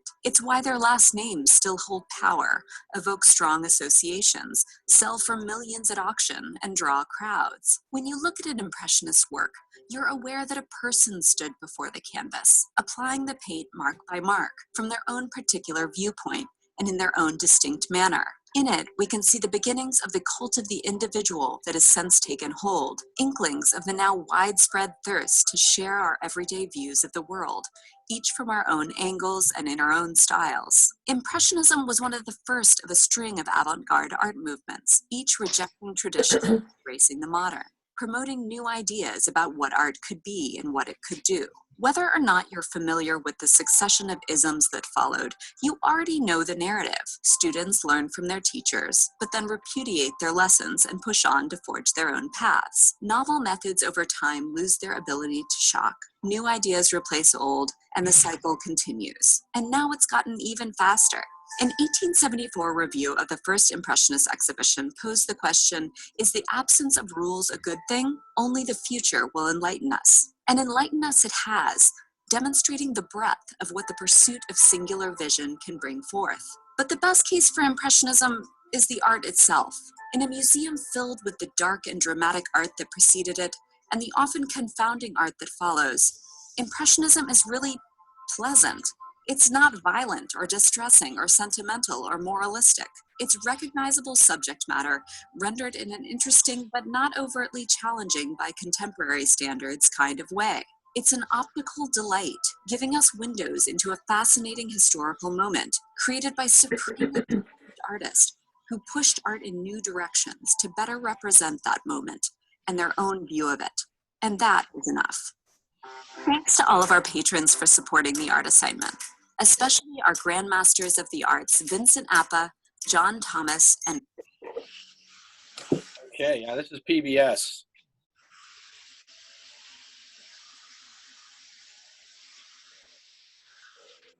Okay, we got this.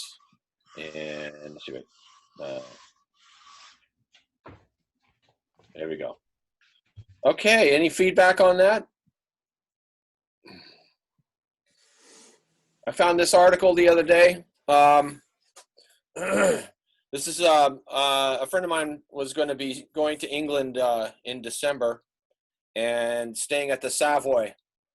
And I mentioned to him, I said, hey, if you can, try to get Monet's room. It's where he stayed when he painted his series of paintings on the Waterloo Bridge, or of the Waterloo Bridge. And so he researched it, and I researched it, and I found this on the website, a series of paintings on the Waterloo Bridge. Oops.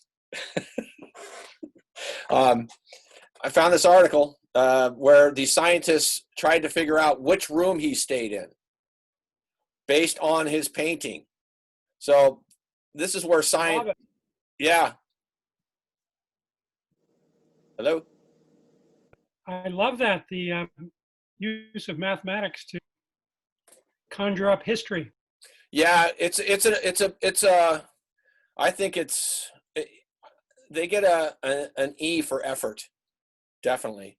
I don't think it's necessarily accurate. I think it's more interpretive, because anybody who understands art knows that artists can, as orchestra leaders, can compose as they go. They're not necessarily trying to get the exact location all the time of where something happened.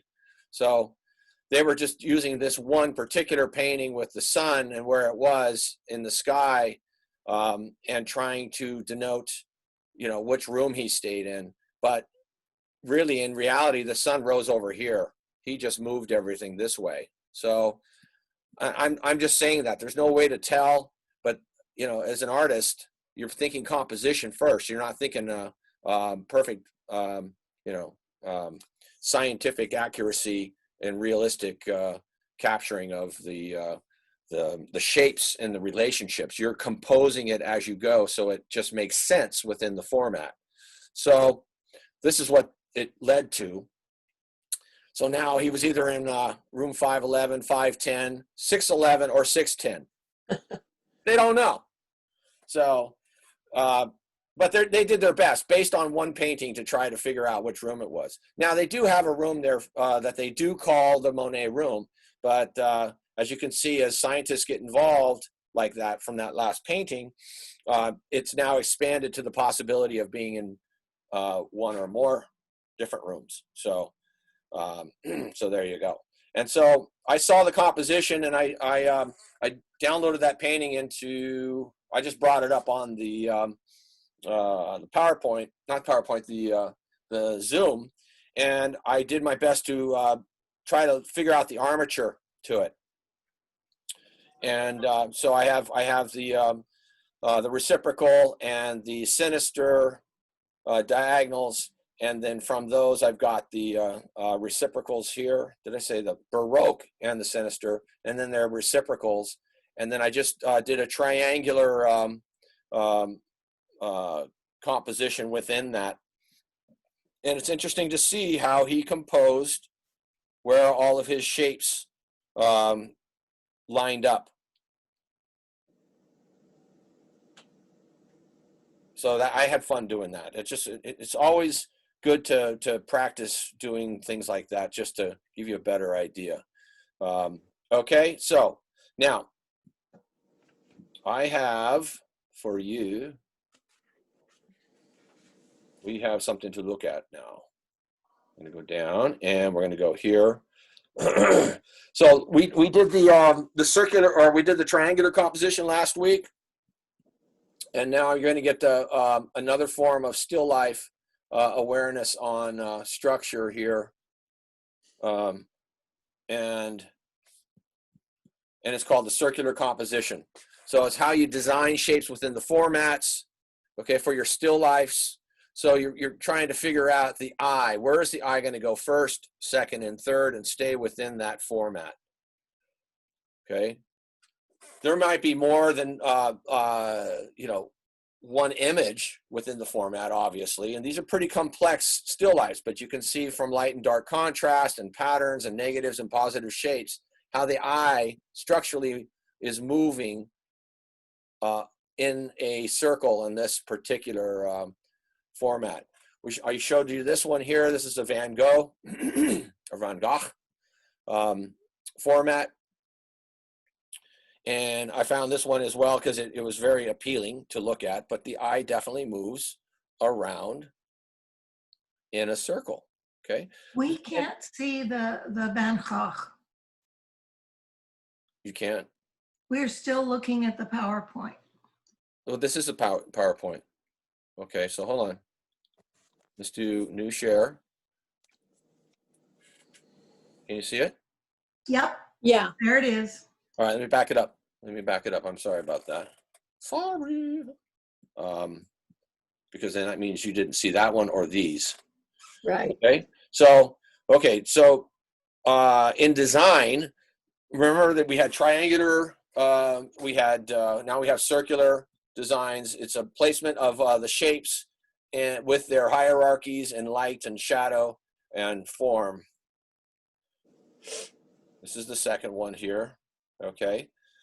It's how you get the viewer's eye to move throughout the format. Okay, here's the Van Gogh. Okay, and he's also using the rhythm of the brush strokes in a way to have fun and move around in a circular way into the painting. It's almost like a spiral here. Mm-hmm. Okay, and you also have this kind of is okay. I mean, I don't necessarily think this is 100% successful piece, only because there's so much similarities in the values and intensities of a few of these shapes. Like it might have even worked better if you just eliminated this one shape right here. So your eye would move in and around and through. But this kind of like, you know, creates some monotony of too much of a good thing, in my opinion. Okay, more circular composition.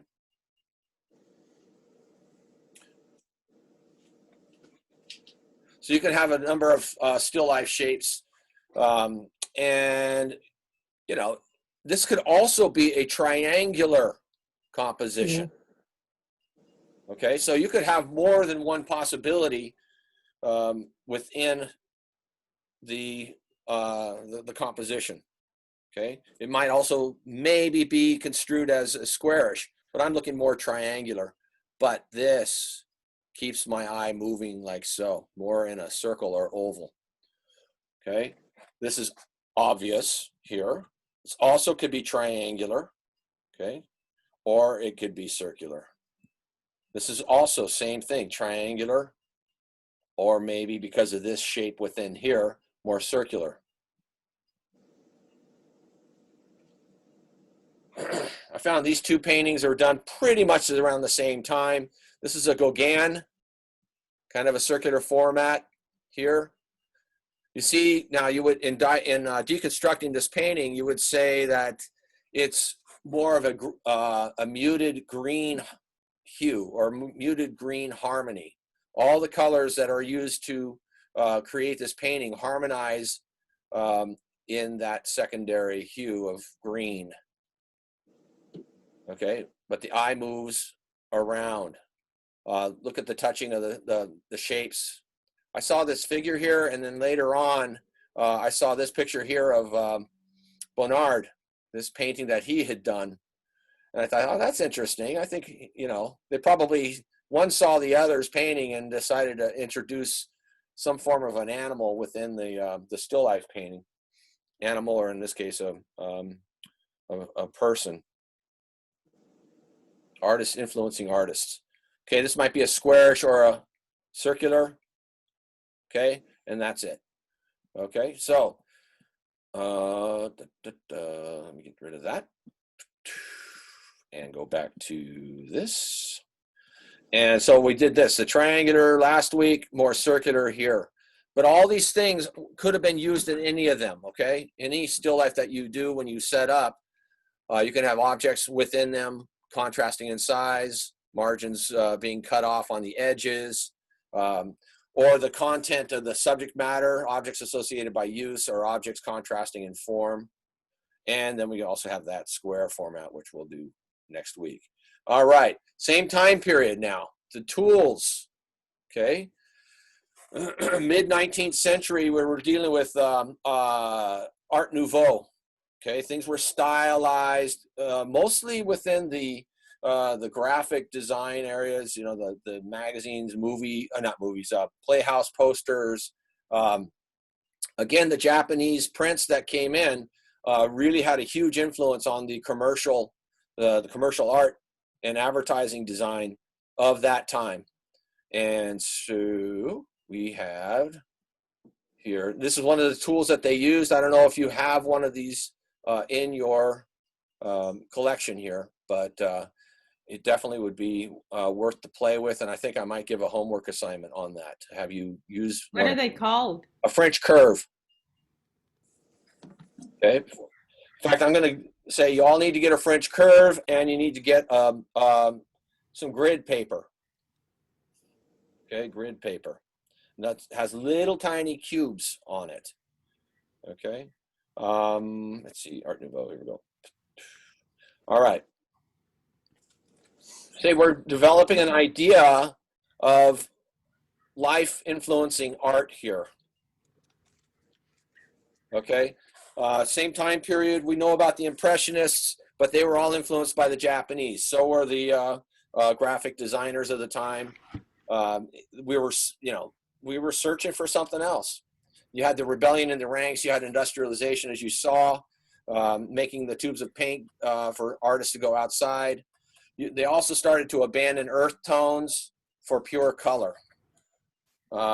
So there was because of that willingness to explore outside the traditional values, that gave birth to what they called the Neo-Impressionists or Post-Impressionists, and they pushed it to extremes. Fauvism derived when they quit mixing their colors so much.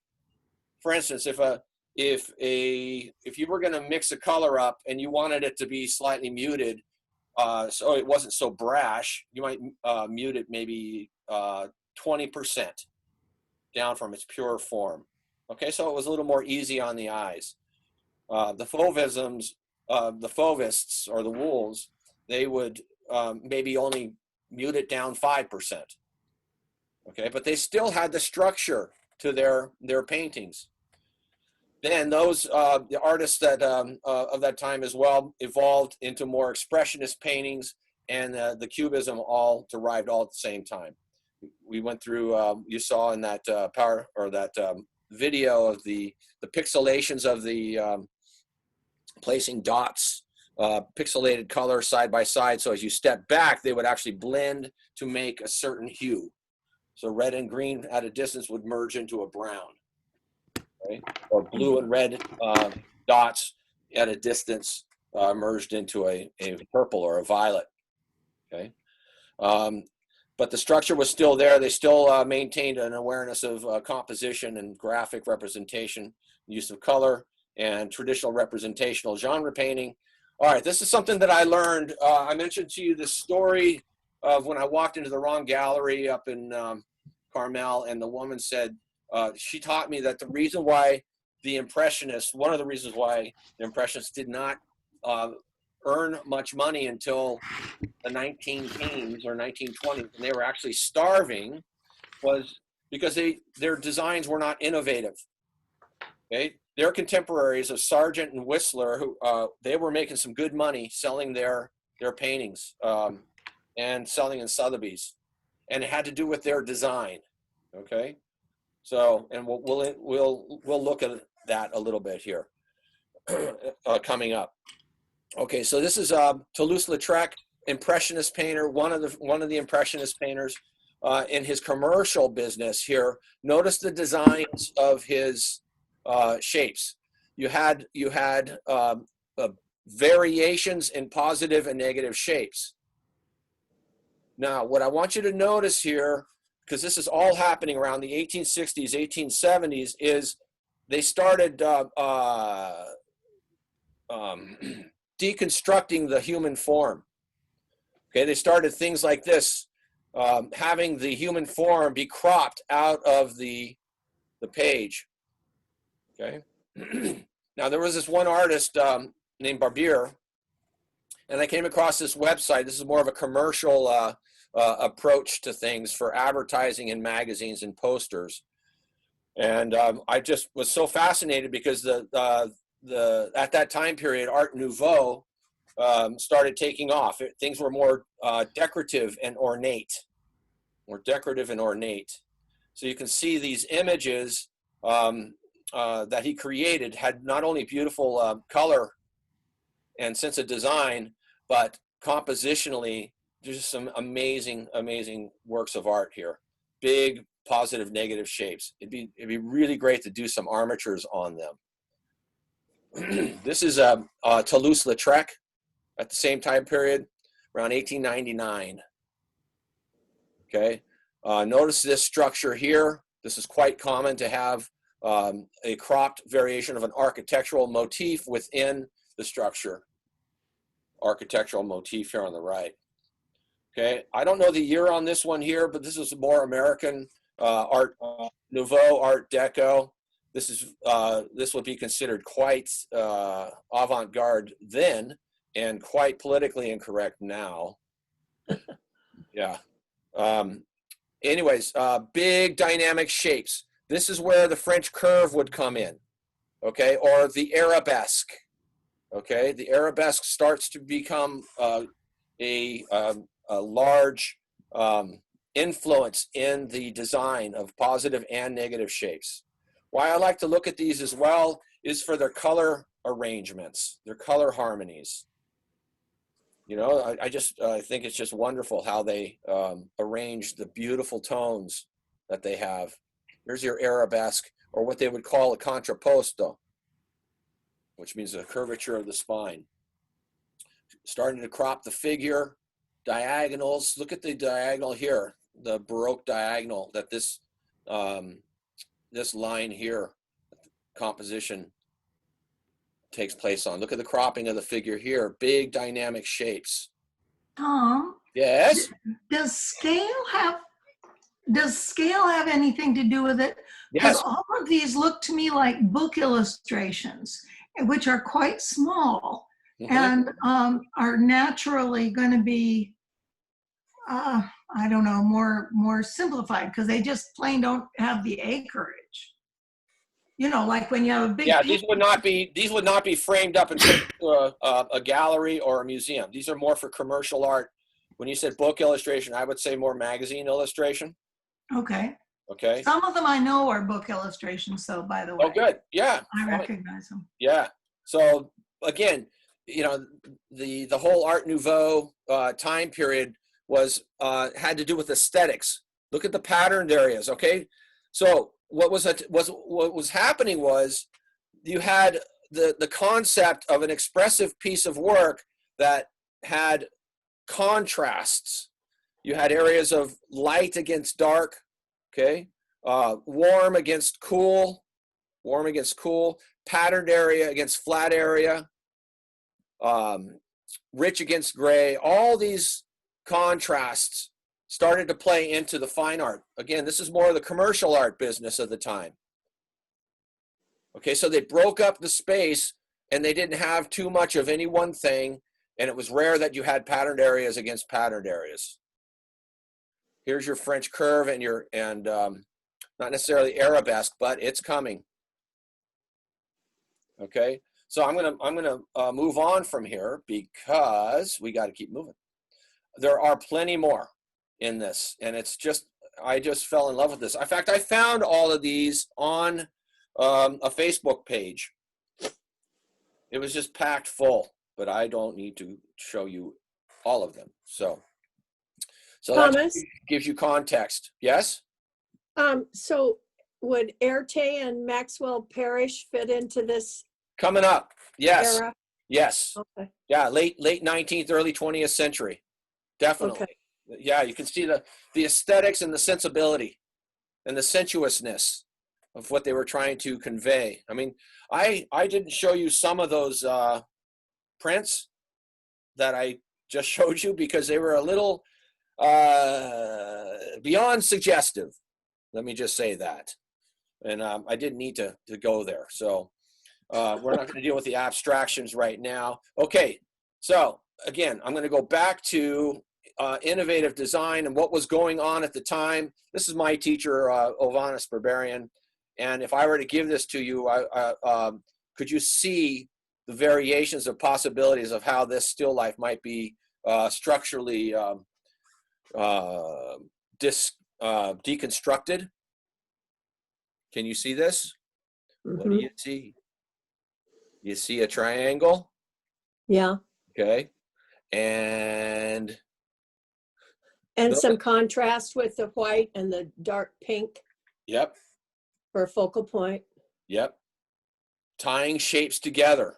That's another thing that happened with those graphic designers. They would simplify their imagery and tie things together. All right, so this is what was going on, and that was selling at Sotheby's at the same time that the French Impressionists were starving. Okay, this is John Singer Sargent, and I want you to see the influence of his design here. Look at the big, simplified, dynamic shape. Look at the cropping and minimalizing of the scale here. To make this wave look bigger, they've made the figure look about, 1/3 smaller than it probably was. And notice they're cropping it here. So that's an old trick. That started to happen. You want to create a grandeur of something, you take something that's more of associated by use, a car, a figure, a dog, whatever, something that's more, we know what the scale of these things are, and you reduce them by 1/3 or 1/4. And that automatically, through the theory of relativity, makes what's next to it look larger. So we already went on that quest last time. Now, take a look at this design on this format here. Imagine the Baroque, okay, and the sinister diagonals, okay. Imagine a square, okay, and then half of that square here, going up to the diagonal, and then bringing sweeping it down and around to here. Okay, so this is more of a golden mean rectangle here, but look at the cropping of the figures. Look at the running the figure off the page here and tying shapes together. This is why he was all, considered so such an amazing artist, is because he was willing to do things that were not done up to that time. This is Whistler. Okay, he was also selling at Sotheby's when they were starving, and it had to do with his avant-garde designs.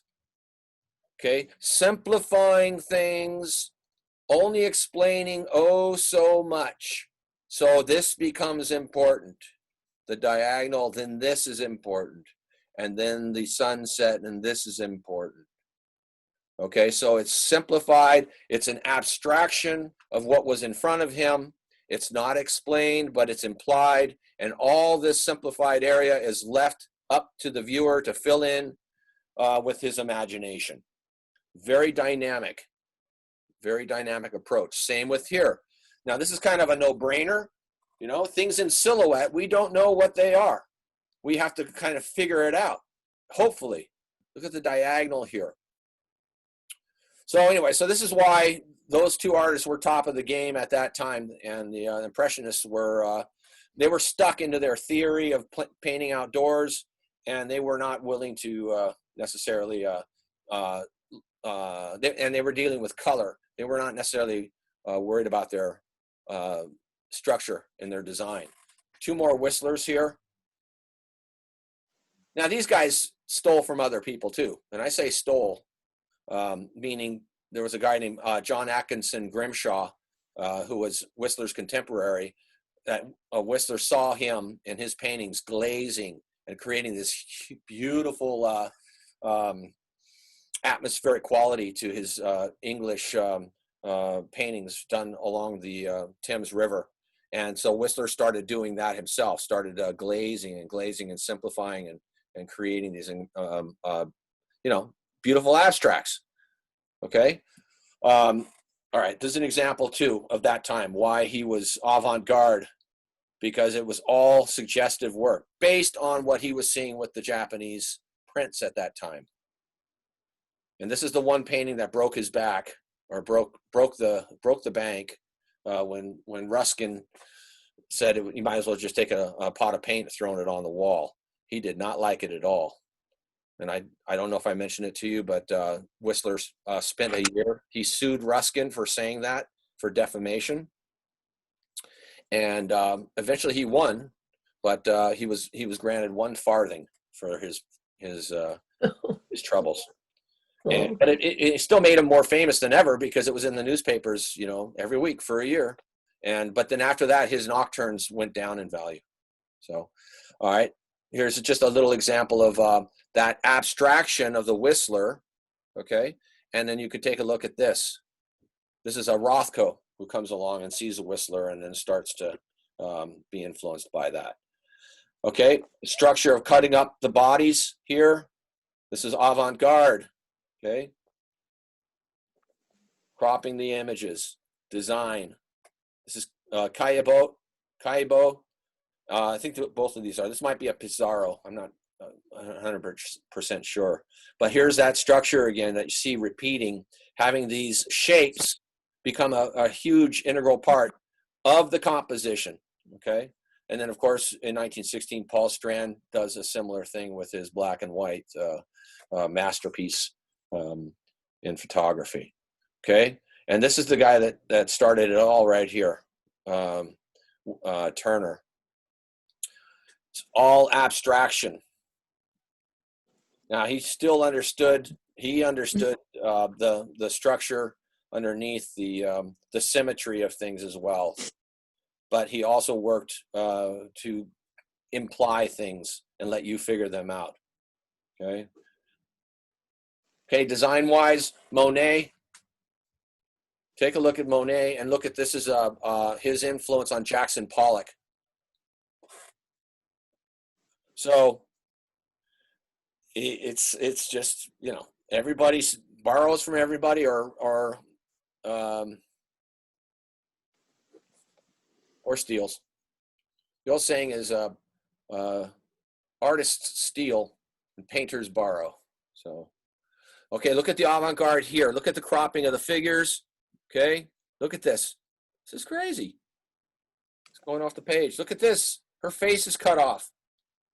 So this has to do with, yes, being avant-garde. It's about the design. It's also about the dynamics that are created when you crop an image going off the side of the page in a way that it doesn't necessarily lead you off the side of the page, but it leaves some mystery. It leaves some mystery. And then the last one here is Cezanne and Matisse. And this guy here is the one also that is given the credit for being the father of modern art. And I will show you why now. So here's your triangular composition, and here it is again, repeated by Matisse. Content, nudes, content, nudes.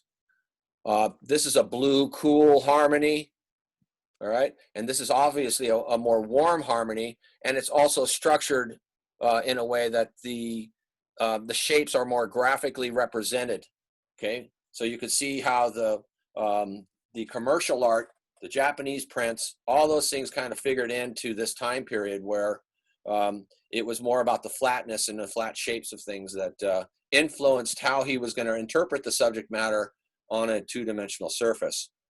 But again, you could draw an armature on here either a generic armature or, yeah, say a generic armature, or even maybe the rule of thirds if you wanted to do that. And you would see interesting alignments with certain points in space where things align. Okay? All right.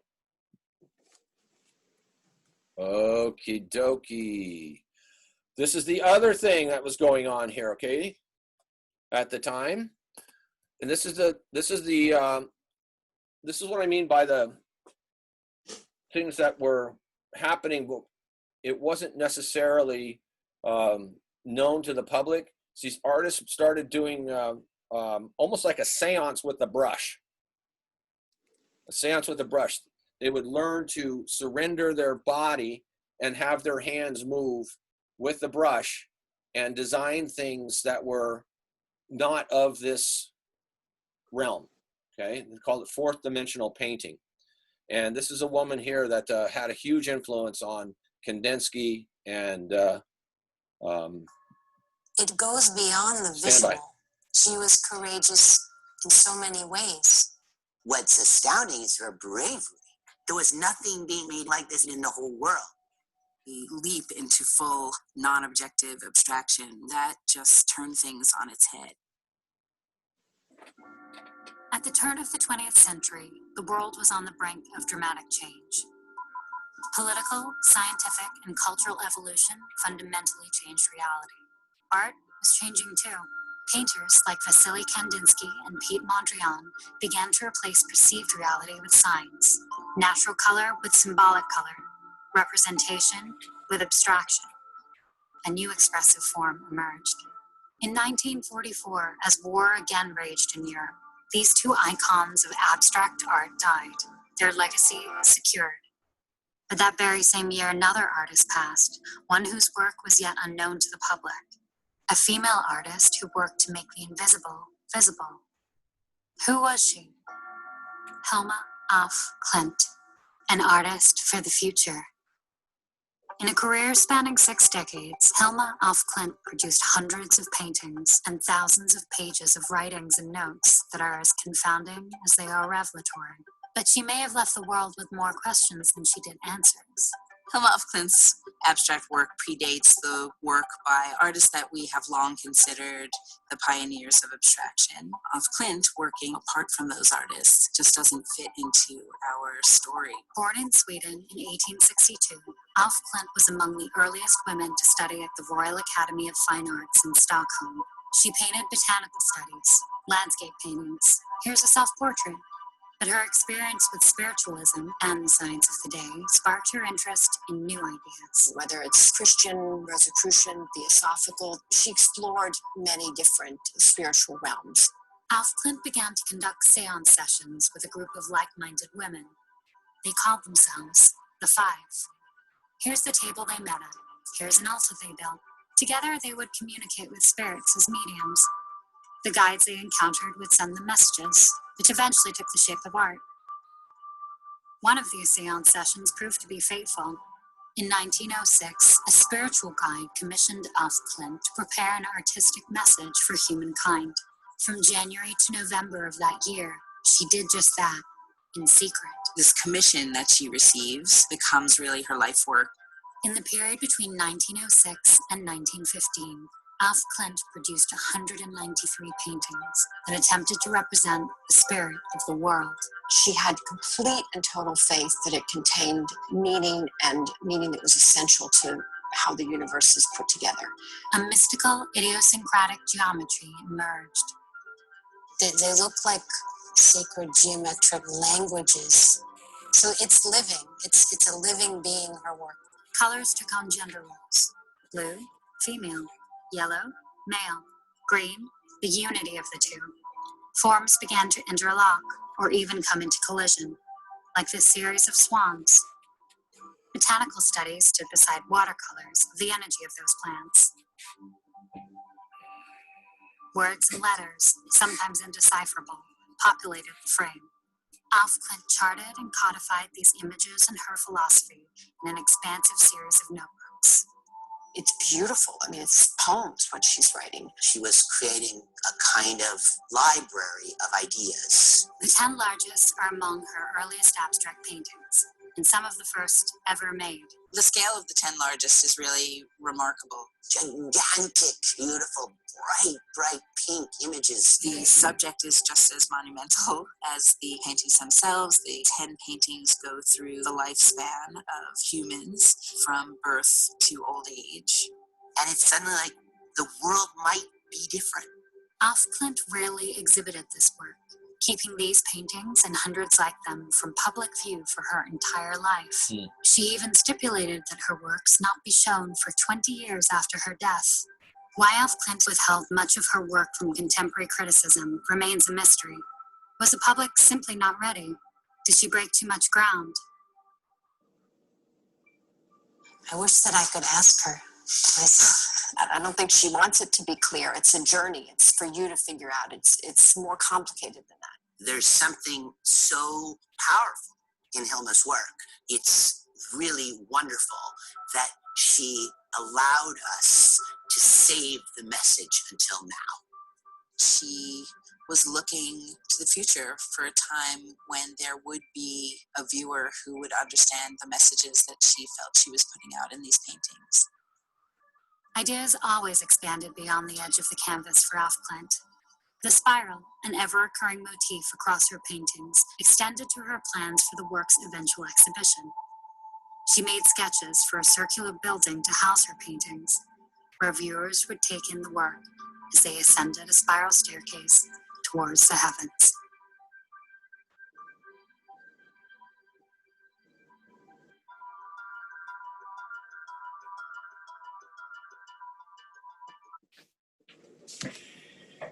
Fascinating, huh? Yeah.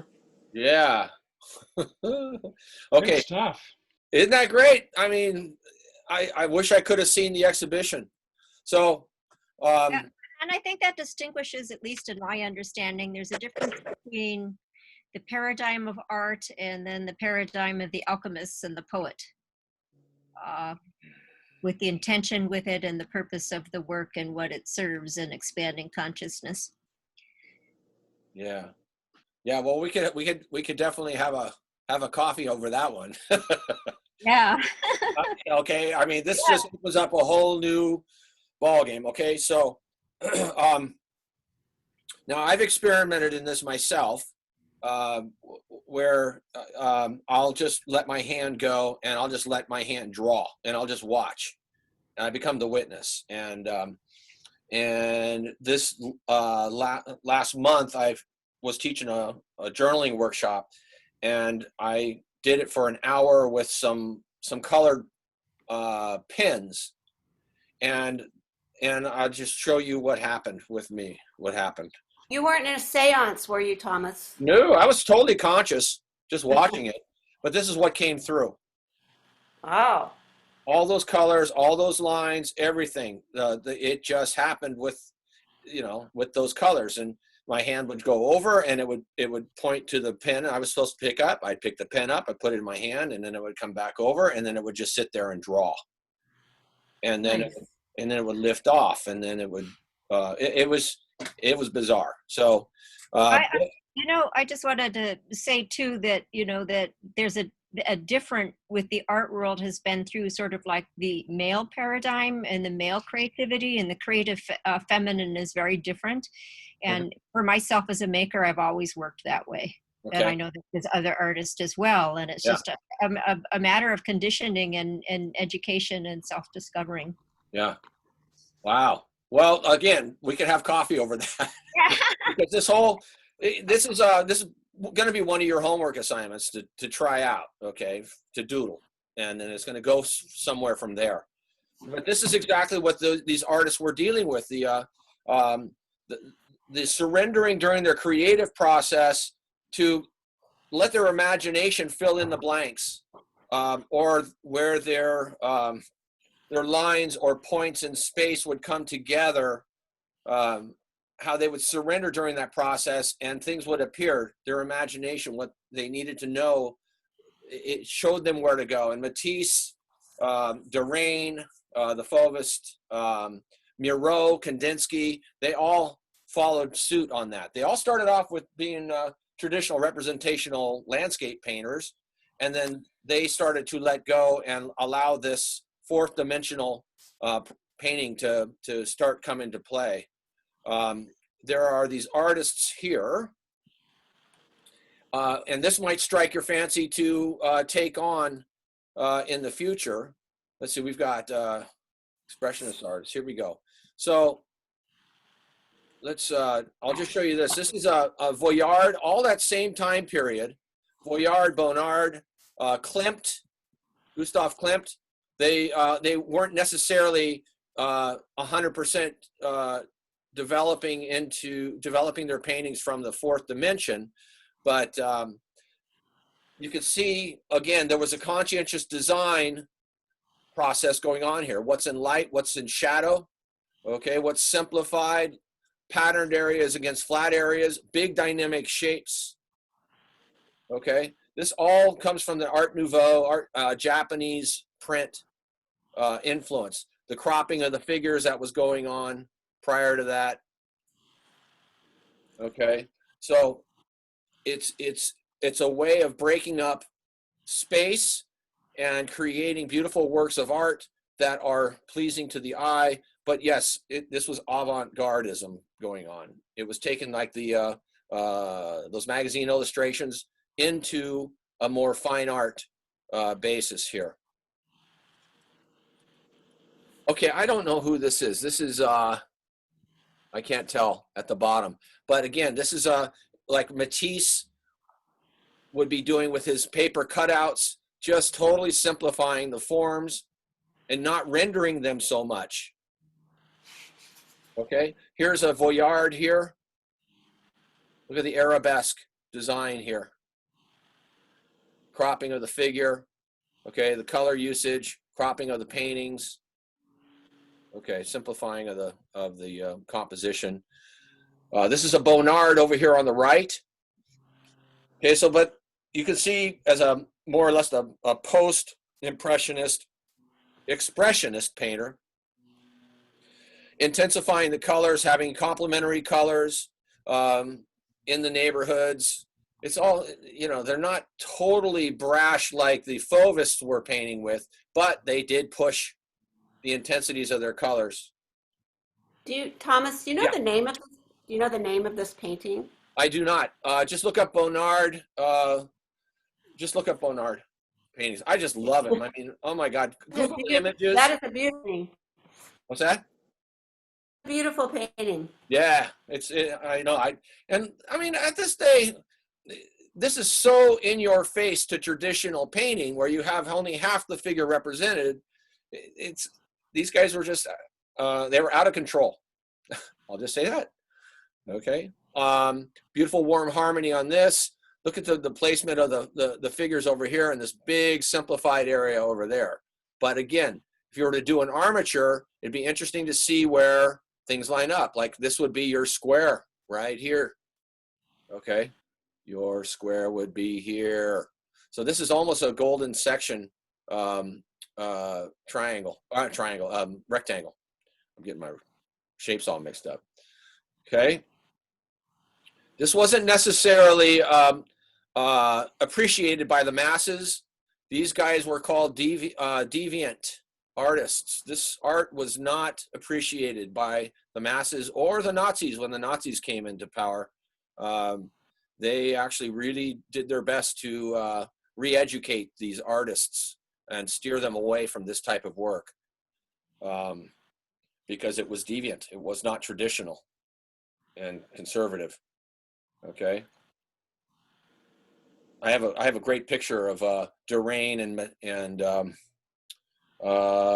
let's see, what's the other artist's name?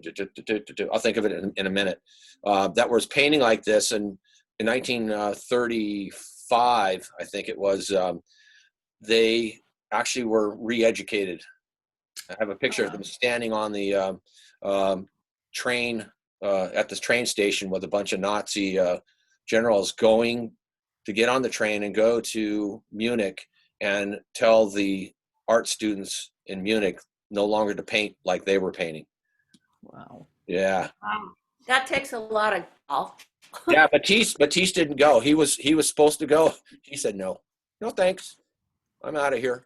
But Derain went, and I forget the other ones that went. Okay.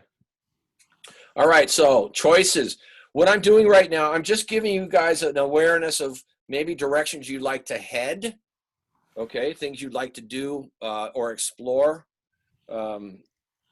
To give you choices on how to draw or what to draw. Okay. Involve students exercise. Okay, I think we're about to here. Let's move on to this. Okay, so this is what changed the world. What's coming up here is Cezanne. At the time, the artists were always trying to find a new way to paint that's different than anybody else's. Their aliveness. They didn't want to paint traditionally. They wanted something fresh and alive and to break the boundaries, as most artists are known to do. They want to, they don't just want to survive off their art. They want to become known. And one of the ways of doing that is by changing the way you do things. So what Cezanne started to do, when he'd go out into nature, he would draw, he'd set up his easel and draw in his design. Then he would pick up his easel and move about 20 to 30 yards down the road, set his easel back down, and then reconfigure parts of the design. So he'd have almost 2 points of view going on within the structure of that painting. And then he would start to work in his studio to do a similar thing. And remember what I said about if you want to learn design, it's good to paint still lifes. So he started to do that with his still lifes. And you'll notice, for instance, within this one still life here, there are different angles on things, different levels of perception. Like the front of this bowl here as an ellipse is kind of flattened out. And then you have this one large sweeping ellipse here. So it's almost like he started the painting here, almost at eye level to the ellipse of this shape. And then he stood up and reconfigured the design to look here. All right. Same with this vase. Might have been eye level.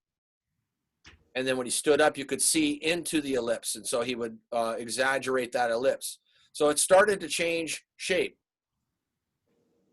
Now here's this painting here, and you start to see all these different planes and structures within the format here. Notice how flat and parallel to the bottom and top of the picture space.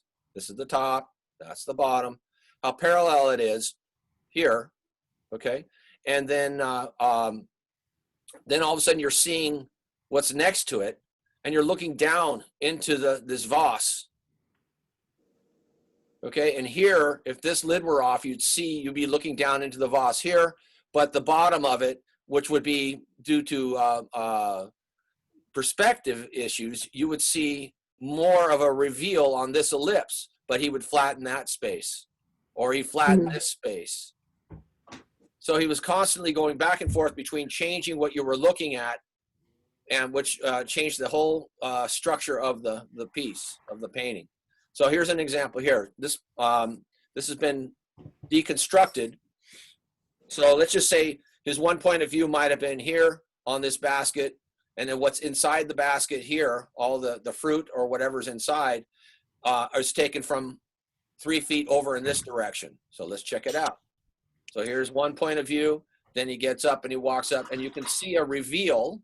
You see more of a reveal of this ellipse, okay, into this area there. And that's by standing in a different direction to render that part. Then he'd walk over, he'd stand up to look down into the vase here, or into the top of the basket here. Again, changing the point of view, all right? Or he'd sit down and you'd see less of a reveal here or here, All right, so he's constantly moving around and rendering his shapes to look differently within one picture plane. So that is, ladies and gentlemen, what gave birth to modern art. And from that, it was the Cubists that came to play, and they started to, oh, Vlaminck, this is the guy I was trying to remember right here. But the Cubists saw this, and they started to align things structurally within their formats and flatten space and reconfigure the way you look at things and make them more geometric and structured. And so all hell broke loose from there, and we've had modern art ever since. Okay. Okay, we're going to move on here. All right, are there any questions? No, just that he did know how to draw, right? He was deliberately doing that. No. Because I've done that in my paintings unintentionally. Well, good. I'm glad you did. But now you know where it came from. I mean, he was like the first artist to do that. And that's why they call him the father of modern art. Okay. All right, stand by. Let's see. Okay. All right, we're going to go back to, all right, this is John Singer Sargent. Same time period. You've got, what do I do in life? Do I love painting traditional representational paintings, or do I want to be more expressive with my work? This is what we are dealing with here. So you can still see the structure. We're back to the structure again, the armatures and structures of his work. But I want you to see how he crops in on things and uses the abstractions of the forms and makes those the primary areas, or the primary thrust of his paintings. Everything is an abstracted shape first, and then things become more representational after that. Okay, notice just like the figures, look at how he crops in on the shapes here. And he has this diagonal coming up in this direction here, which meets with this this line here and up there. Everything's going to align. Everything's going to align. So it's all abstract shapes within the format. Who is this artist? John Singer Sargent. He was like the top of the game. He was probably the most sought after artist of the time. What I know about him, I mean, he was a hell of a portrait artist. That's what his bread and butter was. He wasn't really selling these things, but when he'd travel, he would do his watercolors first, and then, which is a process of working it from light values to dark values. He'd do his watercolors first in preparation and warm up for doing his oil painting, which was the opposite, working dark to light. So, you know, the guy could do anything. Okay, this is a contemporary of the time too. This is Zorn, Anders Zorn.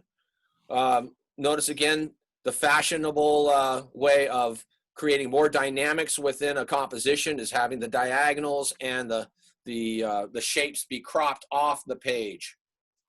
Okay, scale. Okay, what's soft light here? This scale and things atmospherically reduced into the distance. Now he would work. Hold on a second, Cassie. He would work with 4 colors. Actually, he would work with white, black, 2 colors, yellow, ochre, and vermilion. All right, and then eventually he'd work in a little bit of Prussian blue.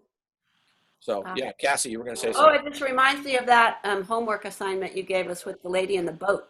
That's kind of perspective. Yeah, same guy. Okay, now, all right, John Singer Sargent, again, it's all about design. Look at the format, look at the color schemes, look at the choices, deconstructing. This is a warmer palette. This is a cooler palette. Look at the cropping of the figure. Okay. And look at the diagonals. Look at the diagonals and the lines. It's just, I would love to just go into them. He was such a master in design. Okay. Another Sargent. But you can see how Voyard and Bonnard would now, this is the avant-garde art, it's just implying the subject matter as opposed to representationally painting them realistically. You can still tell it's a human figure. I mean, it's I muted him. You can still tell what it is, but you take away that human form and you got to guess a little bit more. Okay, cropping, again, same variation. It becomes more of an abstraction. Everything's abstract. Okay, you can apply, and I have done it, you can apply an armature over this, and you can see where things line up. That's the generic armature. I used that, what do you call it? Camera lucida over this Sargent painting. So it's interesting to see where he composes his imagery along the diagonals. Okay, all the shapes within a painting. Okay, just a couple more. Big dynamic shapes, medium-sized shapes, smaller shapes. Okay. What artist was that? This is all John Singer Sargent. Oh, all of his. Yeah. Beautiful. Yeah. And then if you squint your eyes, remember we were doing notans, okay? There's a simplified value structure going on here of no more than like 3 values, maybe 4, okay? Not including these highlights here. But the structure holds together because he understood how to tie the values together. Okay, a couple of his renderings here and here. Look what's happening. Look at how he leads the viewer off the page here. This is one model that he did a number of times. And she actually was killed in World War I when her house got bombed. Okay, again, Sargent. Beautiful, beautiful cropping here. Look at this. The innovation is what was astounding. This is a self-portrait of him painting. I think that's it. No, one more. Last one. I mean, look at this. How much further can you go off the page with your subject, right? I mean, this is just it's crazy. But if you squint your eyes, he leads you up and around. You know, it's easy to follow. This is not so important. She just becomes a part of the structure, but it's not necessary that we know who she is. It's just an abstract shape. Diagonal. I love how he used the flowers in this one on the left, the white flowers going into the background. That's beautiful. Yeah. Oh yeah, over here. Yeah, there's just enough. If he had done one more flower, it might have been too many. And look at it. He has her holding flowers out in front of her. I mean, oh my God, the guy could paint. Now. That's beautiful. So you mentioned, okay. You can also know something. Wait, what, Dylan? Something that I've never made the connection before about this work. You know, he had the work that sort of paid the bills. Yes. Then right, and then there is the work where the magic can come through.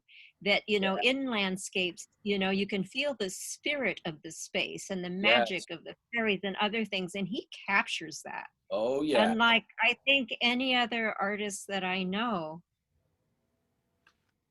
Yeah, I would agree. That's why he was so innovative. The magic. I mean, you could just crop her, okay, and that would be a hell of a painting. All right, one last thing I want to show on this is, you notice how abstracted this shape is back here. It's just a mass of thin, warm and coolish gray brown and gray bluish green. Okay, it's all simplified and tied together. Okay, so that way it is not important. It's just simplified. So what's important is highlighted and contrasted here. So this is what the Impressionists were doing. Remember, it wasn't about the structure per se of what kind of tree or bush it was. It was about making bigger statements with the shapes, bigger statements. Okay, we saw that, cropping the figures, and again, cropping the figures. Interiors, this is a watercolor. I mean, the guy could draw, and he was very consistent with his light source. You knew where the light was coming from. Look at the beautiful reflected light on this one on the right here. These women are in shadow, but he was able to capture the reflected light on them. It's just amazing. I just get so, oh, all right. Now, who in their insane mind could do something like this, except from a photo, right? So he probably worked from a photo to get that down. But again, it's all about the design and the patterns, and using the watercolor technique where you've got, you know, wet into wet, wet on dry, and then texture dry brush here. This is a painting of his that he was commissioned to do by the War Department after the war. In fact, he went overseas and did a whole bunch of paintings during the war of soldiers. Again, cropping the figure. Cropping the figures. Okay, I just love it. And the animals. He could paint anything.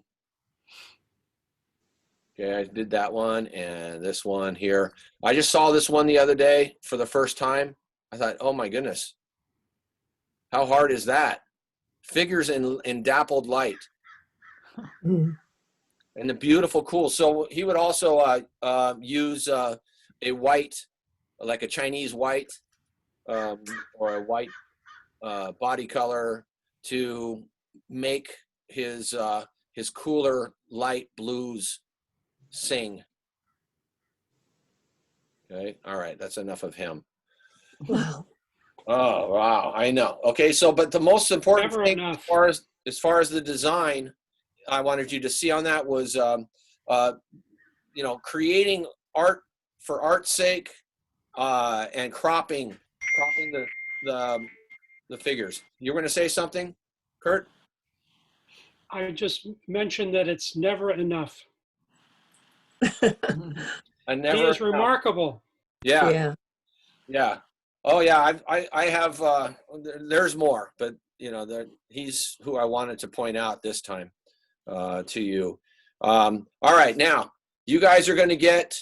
I'll probably do it next week, but up here, let's just go on to this. Now you can go ahead and do screenshots of this, or I'm just going to mail it out to you. And these are little rules for good compositions that I'm going to impart onto you. Things like have more subject matter on top than at the bottom of your piece, or objects that are not separated. You tie them together. These are like things to pay attention to. Objects overlap and touch and interrelate. That means when you're doing still lifes, especially in the beginning stages, you are deliberately blending them together ever so slightly, and then you can define them later on. Don't start at the bottom of a format, like I'm going to start here and then work my way up. We're generally just starting with the bigger shapes. This is a Manet, by the way, a Manet painting. Use the whole paper or page and figure out what's going on to be the best placement of objects. Make sure objects touch at least 3 to 4 edges of the page or format. So that means here, okay, here, and maybe you could get away with this touching the side. Okay. Let's see. What's the other ones? Objects are overlapping where accurate. Okay, overlapping. Drawing, painting has an off-center area of emphasis. In other words, remember not to place your focal point dead center of the format. Try to have it off to the side somewhere, and then support it. But again, don't start your still life without knowing which structure you're going to be using, whether it's the triangle or the circular for example. Okay. There's another one. Negative space is activated. Example, a line represented for the back of the table. Okay. It's activated, it's grounded. Okay. This has importance, but to a certain degree. Not too much that it takes away from this. If this were white back here and you had this hard edge, that would be in competition. So you want this to have meaning, but not so much. Look at how it's toned down here and not so much there. Okay, we talked about Cezanne arranging his still lifes with great care. He would overlap some of the fruit to create depth and shadow. Some of the fruit would appear to be glowing with color and light. He would use highlights and shadows. Okay, all right. That's that. That's rules for good composition. Now, there's something else I'm going to send you. Hold on a second here. Let me drop this down and save it. There's something I'm going to send you too. I'll just mail it to you. It's for inspiration. My teacher, Dan McCaw, wrote a book, and he had some really great, inspiring, directional quotes that I'm going to send to you. And it's inspiring for me to refer to. So look for that in the mail. Okay. All right, PowerPoint on composition. Let's take a 5-minute break, and then we're going to come back and get into the Arabesque. Okay. All right, 5-minute break. Thank goodness, my pet is swimming. Yeah, there's so much info. Okay. I'll be right back.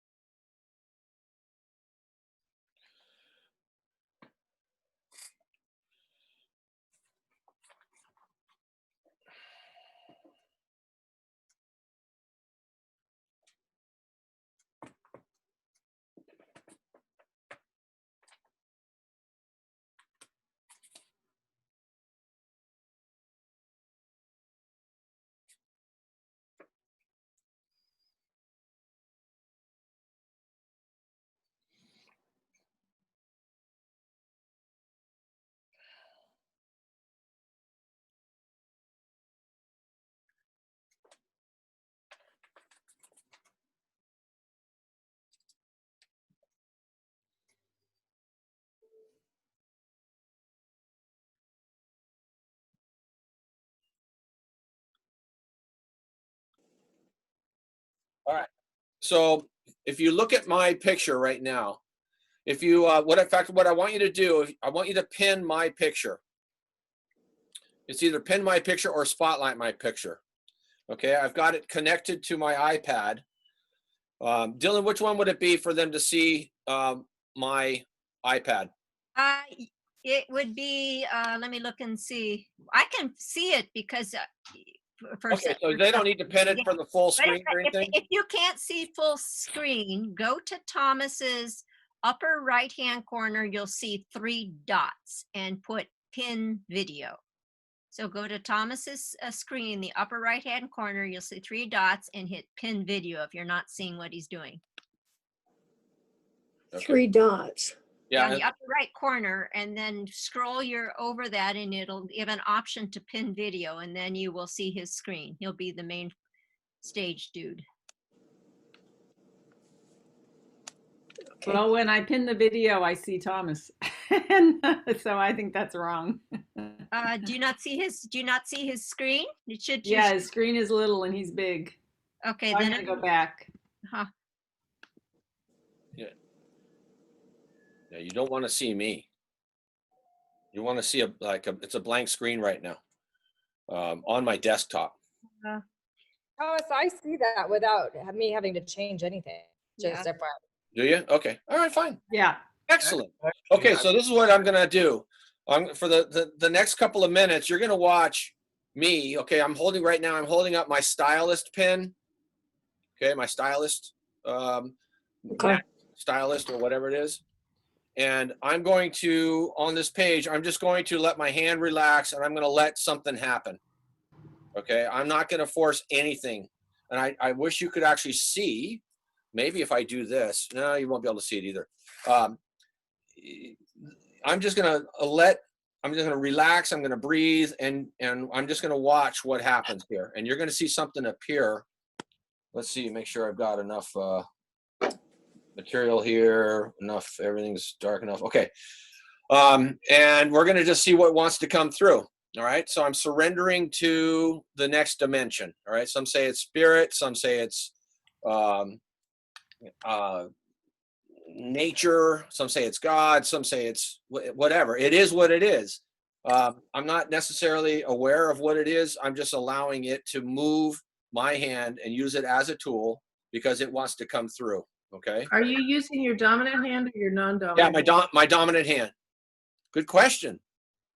Because that's what I usually draw on paint with.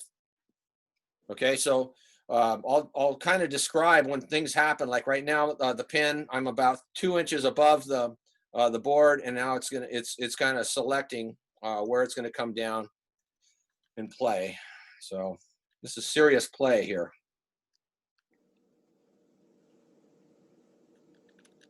And it's moving on its own. And I don't want to say that it's like a Ouija board because I'm not really asking it to do anything. I'm just watching what happens. And now it's spinning around in my hand. It's very loose. And it's rolling between my fingers. And it's got a mind of its own. Now, with the stylist on this iPad, it's very slippery. And so I kind of have to just anchor it a little bit so it doesn't go off the page. But what I've noticed, it's interesting that it'll, as I'm looking at it, it'll repeat patterns or it will go to edges of other lines and it will stop on its own.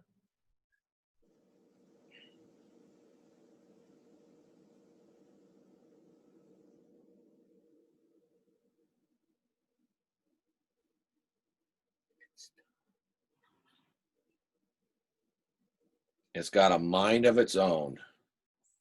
All right, so it just went off the page. Let me just do it a little bit more. Let's see where it wants to go.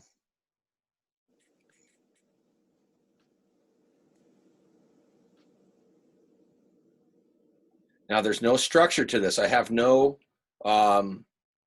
bearing on any armature or anything. Oh, now that's what's happening right now is my This is the nature of this Procreate thing. I'm going to lift it up. All right. That was funny.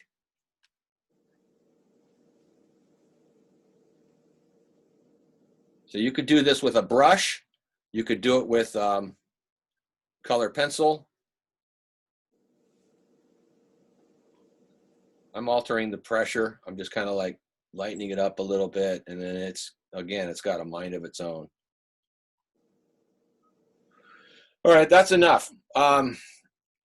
So now if I were to just take that and turn it in different directions,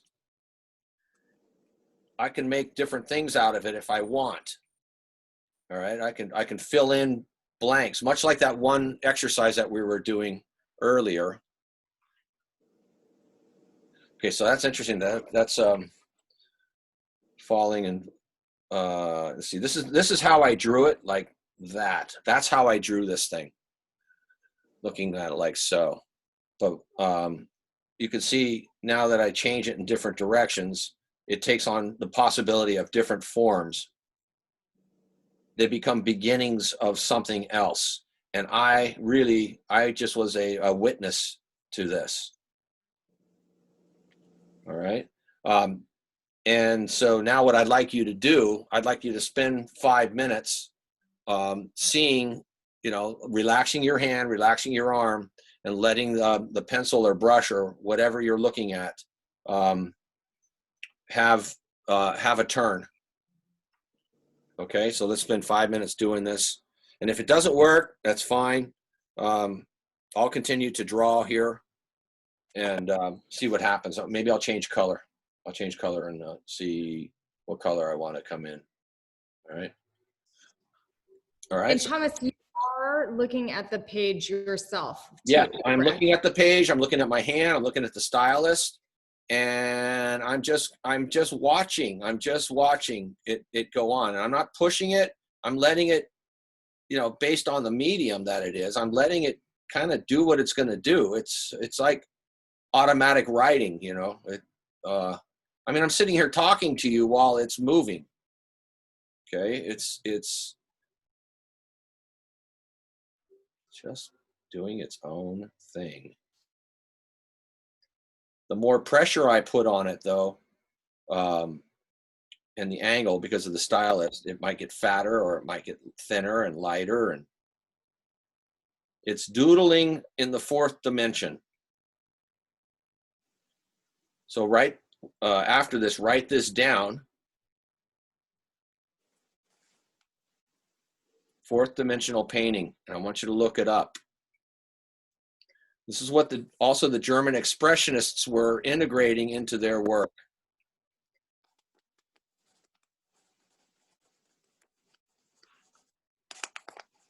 Now, what would be interesting for me, and what I was going to have you guys do, is try to do this over some form of structure, rather than having it be free form. You can do one free form. Do one also over an armature and see what happens. Again,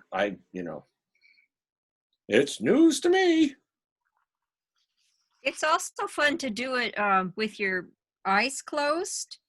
And and I have discovered that what the left hand sees and what the right hand sees and says are like 2 different orbits. And it's to do it with the eyes closed, but do it from a felt sense from the heart, and you can also synchronize it with your breath, with an inhale and an exhale where you change. And then it also is quite lovely to do with a drawing implement in both hands. Yeah, or you could do it with maybe 2 pencils in one hand.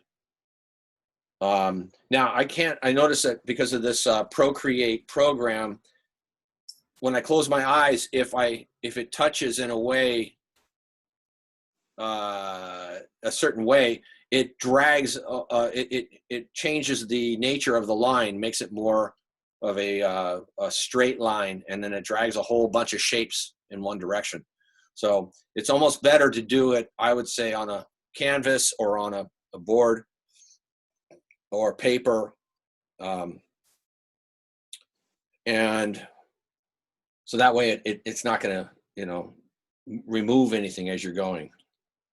All right, I'm going to do something now. I'm going to get another one. 4x6 photo. Here we go. All right, we've got a minute and a half. Everybody keep drawing. Just let it happen. If you get one little tiny mark, great. If it just goes off the map, great. There's no judgment here. There's absolutely no judgment. It's all about just opening up and having, unlocking something, maybe. Unlocking.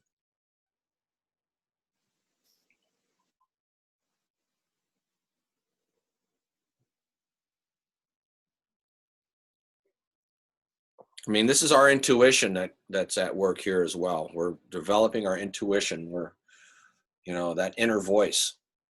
It's very important. We align with that.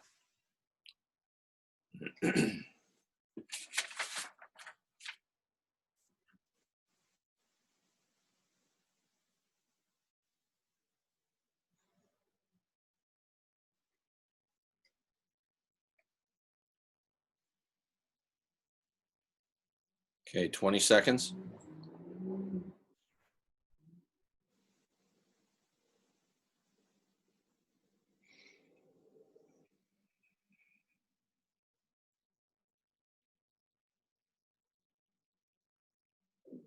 Ten seconds.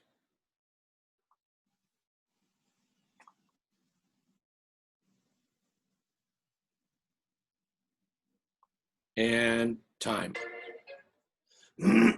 Okay. All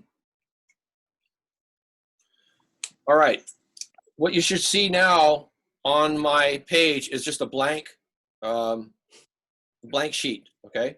And I'm going to, I understand the structures right now. I understand the rule of thirds. I understand armatures. I understand all these possibilities for structured design. And I'm going to, however, I'm going to just make a spontaneous mark. Okay, so you're going to see something happen here out of the blue. I can close my eyes. I can put my pen down, and then I could just, you know, do something like that. Okay, that happened really fast. I didn't know what was going to happen. And so from that mark, I am now going to spend about 2 minutes. Let's see me. I'm going to take a picture of it. Okay, so I did a picture of it, and now I'm gonna take it. I'm gonna turn it around. I'm gonna see what I could do with it. You know, what can that become in 2 minutes? What can I make out of it? I'm gonna look at this. That's a tough one. Woo. Okay, I'm just gonna go in here. I'm gonna just kind of gonna complete something here. I'm gonna make something here. I don't know what I'm gonna do, so I'm gonna maybe do something symmetrical. Okay, here. I don't know. I just don't know. I'm gonna use my imagination to doodle, and I'm gonna make myself a tie. A tie. Okay, it's supposed to be a tie.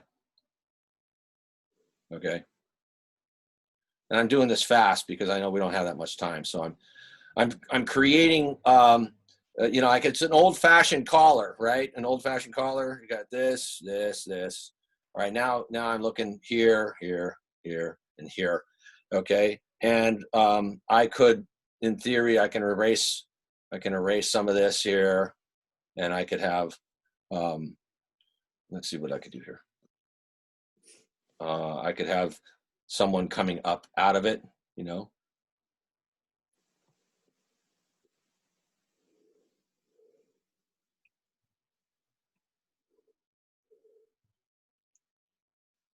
Okay, it doesn't make sense, but the point is I'm making something out of that original mark, okay?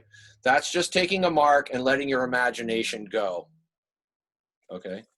And so that's what I want you guys to do right now, okay? I want you to just put your pencil to your paper, okay? A clean sheet of paper, all right? And close your eyes, and then just make a quick mark of something, okay? A quick mark. And then you've got 2 minutes to try to make something out of it. No structure, nothing needed like that, okay? So ready and go. 2 minutes. How to create something from nothing.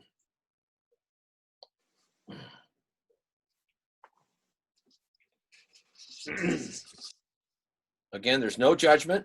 It's all for fun.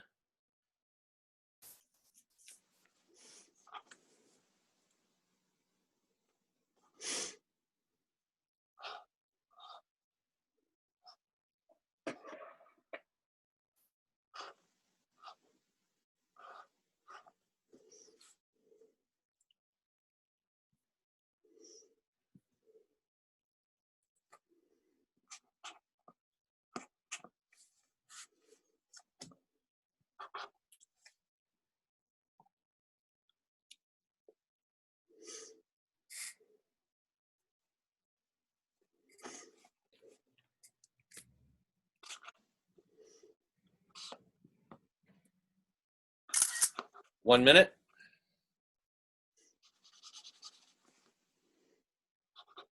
Could be anything. We're just doodling. We're like kids.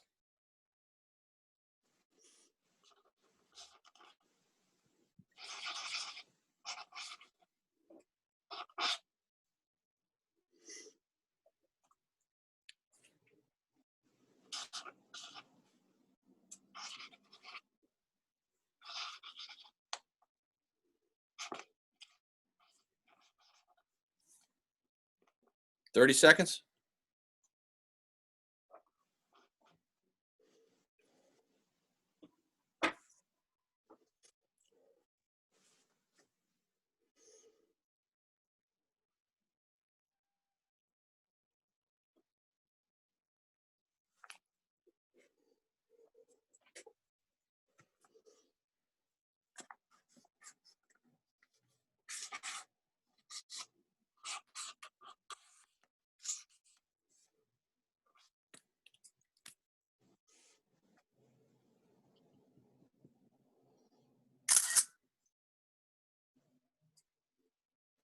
And time. All right. Okay, now I can't really see yours yet, but that's okay. I don't really need to at this stage. I'm not, it's not important. But I'm glad you got that experience in. So what was it, let me ask you this, what was it like for you to try to surrender control of what it was you were doing? Anybody? It's Ren. For me, the first exercise we did was a lot easier. The second one, when we made a mark and then went off of that, I had a very hard time with being like, oh, what should I make out of this? And then I made, yes, and I was really judging, and I was just like, yeah, that's your mental body. Yeah. That's all your judgments, controls, criticisms, everything that you hold inside your little head there starts to come through. So yeah.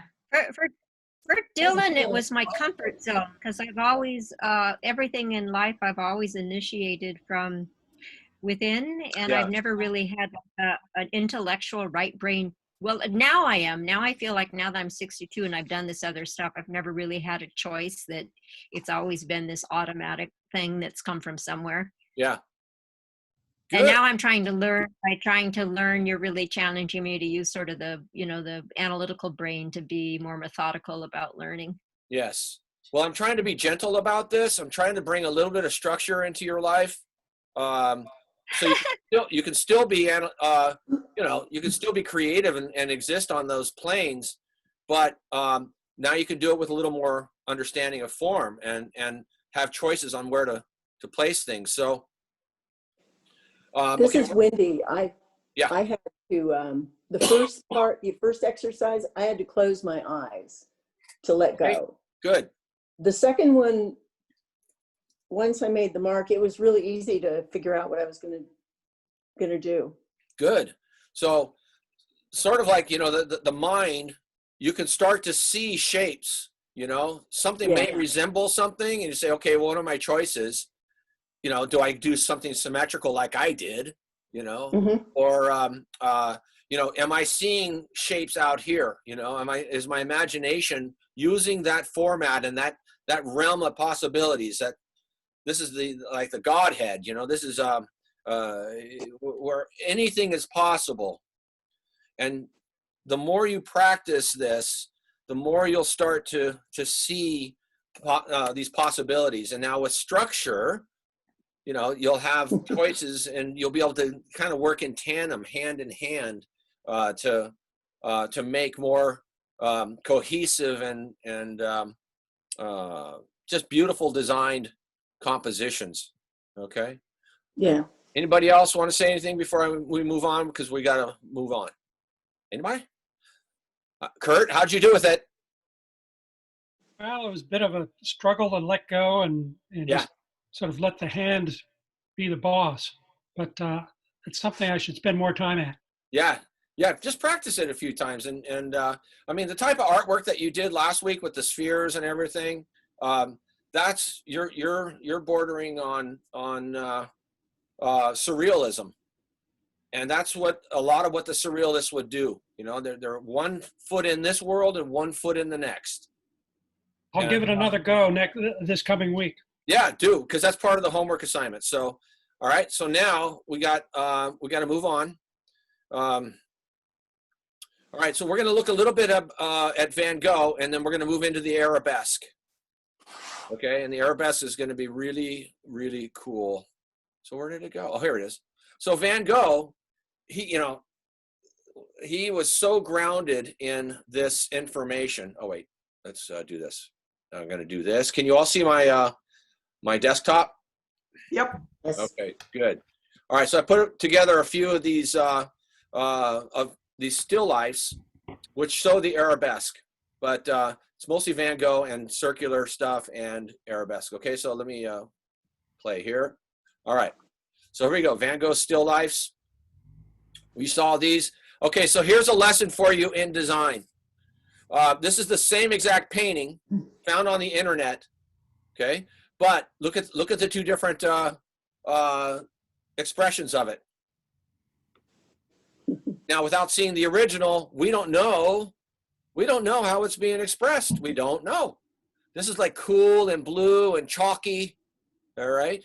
And this is warm and you know, kind of fuzzy. So, you know, you got to be careful if you are trying to, you know, copy something. You know, be warned that it may not be what the original looks like. But as far as a color scheme, this cool one on the right doesn't work. Doesn't look so bad. Here's another one I found, and it's more of a violet. Okay, so but as color schemes, if you were to isolate all these colors, this note of red here, this note of green here, this note of red there, this note of yellow here, and these cool violets here, and the warmer violets over here. You know, if you were to isolate them and give yourself a palette of those color notes, okay, you could have a beautifully arranged painting just on stealing that color harmony. Okay, all right. Here's a couple of Van Gogh still lifes here, and I want you to start paying attention to shape relationships. Not only the placement of where it is in the format, but you know, how they relate to each other as far as color. Okay, this is the same painting, but two different interpretations of it found on the internet. Okay, same painting on the left and right. One is on the right is warm, one on the left is cool. One on the right is blurry, one on the left is sharp. Okay, so you know, I would say the one on the left is probably a more accurate interpretation, because you can see the colors that he's using, the oranges and the yellows and the violets and the blues, the complementary hues, and the stippling of the background. Look at how he's cropped the table in the still life as well. Cropped the table and has things running off the page. Here's more of a circular composition with books. Look at how he lets the background tone of the canvas come through. Okay, it's not always spelled out. Got to squint your eyes on that one. Okay, here's the same painting, two different interpretations of it. More of a circular composition. Look at how he chose to paint the frame in both cases. I would say the one on the left is probably what the original looks like. It's almost monochromatic. It has a little bit of red, a little bit of green, and there are probably some notes of violet in the shadows that are just going to be enough to activate the viewer's eye and make it zip or pop. I think I am recording this, right? Yeah, I'm recording. Okay, next. Okay, that same painting I found reversed. Okay, you can tell by the signature. Oh yeah. Right? So, you know, you got to look for these things. So this is also a warmer interpretation of it. Okay, two more Van Gogh still lifes, more circular. And then also within the still life, things start to happen. There's more Arabesque stuff happening here. Okay, you're going to start, I'm going to show you a video here in just a minute. I have a question. Yeah. What does Arabesque mean? You're going to find out. Oh, right now. You're going to find out because it's age old, goes all the way back in time. And once you know it, then you can show it. Same painting, two different interpretations. Okay, now here's, this is a Cezanne here, and this is a Gauguin on the right. He's like, how did they set up their still life so they make them work, right? So we'll get to that in a minute here. Okay, another Cezanne, I believe. It's like, how does it work? Why does it work? Why did they choose to place their fruit that way? Look at how this looks like you're completely at eye level with this one, and you're looking down on these. Okay, there's your cubism. One more Vincent van Gogh here. All right, another Cezanne on the left. So you can see they spent time working things out with the shapes. They're just not randomly placed and they're hoping it's going to work. There's something going on here. Okay, same painting, one sharper, one not. Okay, why, wherefores, and hows. Same painting, two more different interpretations and colors. But there's a harmony to them. Okay, this is an Ellsworth Kelly. For those of you who don't know who Ellsworth Kelly was, he's quite the modern artist in the 60s, I think late 50s, early 60s. And so I think that's the last one, is it? Yeah. You're going to now learn a little bit more about that still life. Okay, we're going to move on. Here, there, out of here. You are done. Okay.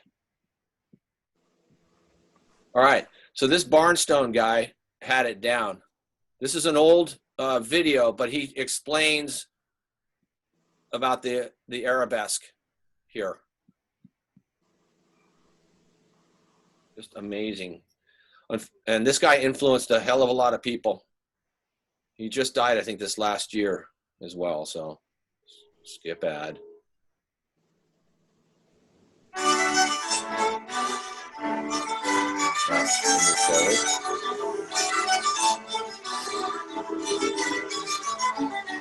wish I could have studied with this guy.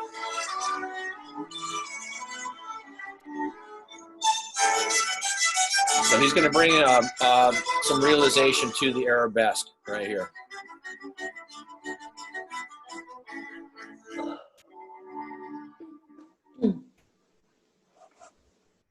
Is this a work of art? What is this? Somebody who hasn't been here before, tell me what you think this is. No takers? Nobody? Who thinks it is a work of art? None of you. So you don't think it's a work of art. If it's not a work of art, what is it? It's an illustration. What's the difference between an illustration and a work of art? I would say the difference is the illustrator here chose to eliminate anything that interfered with the representation of the color and shape and character of a specific species of apple. This rendering would allow you to take a print of this into a huge grocery shop where there are hundreds of apple varieties and choose and find this specific apple, this variety. It's very effective. So it belongs in a book on horticulture, not in a museum. Well, what would we expect from it if it were a work of art? First of all, if we look at a Chardin, we look and we see Chardin, his trays, has transformed the fruit into a collection of geometric solids. He said, this is a truncated cone. Got it? And he's saying this, with this truncation here, is a truncated sphere. Got it? He's translated it into this. Then he's saying, in addition to that, I'm going to have the light coming here, I'm going to have shadow on this side, and I'm going to have my core of the shadow here, and I'm going to have a reflected light there. I've got a cast shadow defining the plane upon which this pair sits. I'm now describing depth of space, and one presumes an ant could be seen passing behind this pair. So he's lit it, he's colored it, he's reconstructed it because he has to achieve on a two-dimensional surface the illusion of the third dimension. Now that's a lie. Your flat piece of paper has only two dimensions, height and width. So you have to start tricking the eye and playing games, and this is how we start. We look at an apple that has no form, is as flat and uninteresting as anything could be, and we realize that if we wish to turn it into a three-dimensional solid, we're going to have to give it three faces. Each face is going to have a different value. The core of the shadow has to be advancing and come forward. We need reflected light coming into the shadow side, and the cast shadow should describe the plane upon which the object sits. But if we can't do those things, we'll end up with two-dimensional fruit. It's good enough for Matisse, wasn't good enough for Cezanne, wasn't good enough for Fantin-Latour. I presume it won't be good enough for you. So we have to transform the fruit into a plane on the top and a plane in front and a plane on the side and a cast shadow on this and a light that reflects into it, and the core comes forward, and each of these planes has to have a different. And suddenly we have clarity. But what we see out of our kitchen window is almost useless. Copying that's a waste of time. That isn't what's going to create a still life for us. Now, I like to think of these apples by Ellsworth Kelly as a bunch of puppies cavorting. They're dolphins. They're little animals. They're kids. They're giggling, they're laughing, they're teasing, they're frolicking. They're full of humor. You've got to remember who Ellsworth Kelly is. He's an ancient American grand artist who does huge geometric pieces of metal that are painted one color. They're all exquisitely warped planes that are two-dimensional. But he loves to do fruit, veg, and plants, and he's doing it here. Now let's take a minute and look at these because they had to be thoroughly transformed to be filled with the humor and the mirth that he wished to express in this drawing. So the first thing he does is he's not drawing apples at all. And to get these to tip in different directions, he has to do what we had suggested earlier. He has to transform these into three-dimensional solids. And without that process, they aren't rolling or turning or changing direction at all. So if we agree that he's done this, we end up with this. Now they're a riot. They're running all over the place. They're rolling and twisting, and they're really having a very good time. And these are related in that thrust. That is a coincidence. It coincides with three of these, and we get this running here as well. We have quite a variety of thrusts and directions running through these apples. Now they're in a root 5 rectangle, and they're in overlapped root 5 rectangles, but I'm not going to belabor that today. So this is a coincidence from this point to that point to that. This coincides to this point. This hits here and it hits there. This comes through to that point. This hits here and that. This comes down to this. These two are connecting. This is parallel to that. This and this are parallel. This is no accident. This is an organized ensemble. This is a major piece of design. Now, he's done other things here as well. At each of these points, there's a vertical. And this coincides with that. This coincides with this. This coincides with that. This is coming down. This hits here. This one hits there. We have horizontal. We have horizontal lines running through here. This is coming through. This is coming through. This connects. You begin to see what's going on top of all those diagonals that we had earlier. But there's a curvilinear element in this as well, because the arabesque flows. Do you see it? The arabesque flows through all of this. All of these flowing movements carry us through the whole game. All of this is going on. This is subliminal. I believe that artists realize that they can reach into your nervous system and influence how you respond without you really being aware of what they're doing. And this is somehow the way they do it. So these flow through this way. You see it. Can you see how that works?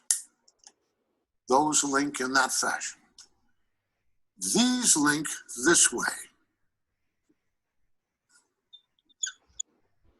So we have that coming through here.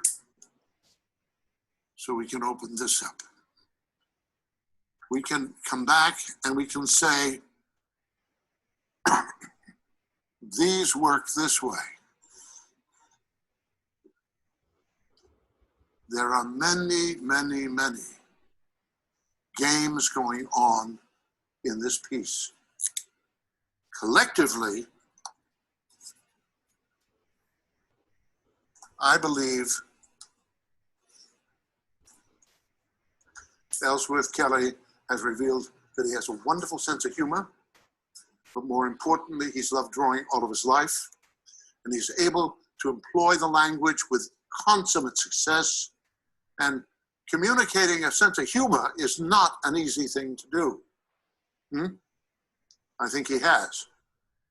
And I think they do look like little critters having a very, very good time and rolling and playing. What'd you think of that?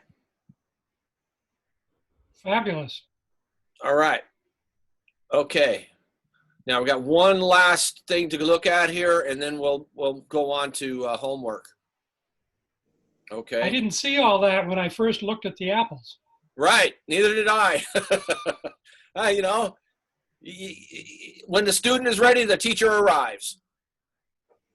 Right? So, Okay, so I put together, I just went in and on the internet to find arabesques and designs just to kind of hammer it home a little bit more.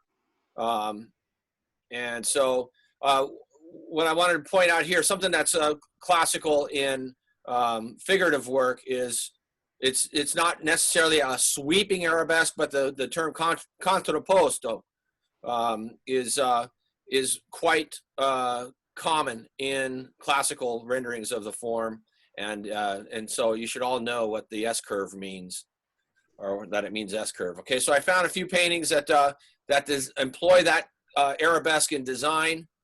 Okay, here are some classical renderings. This is the arabesque here.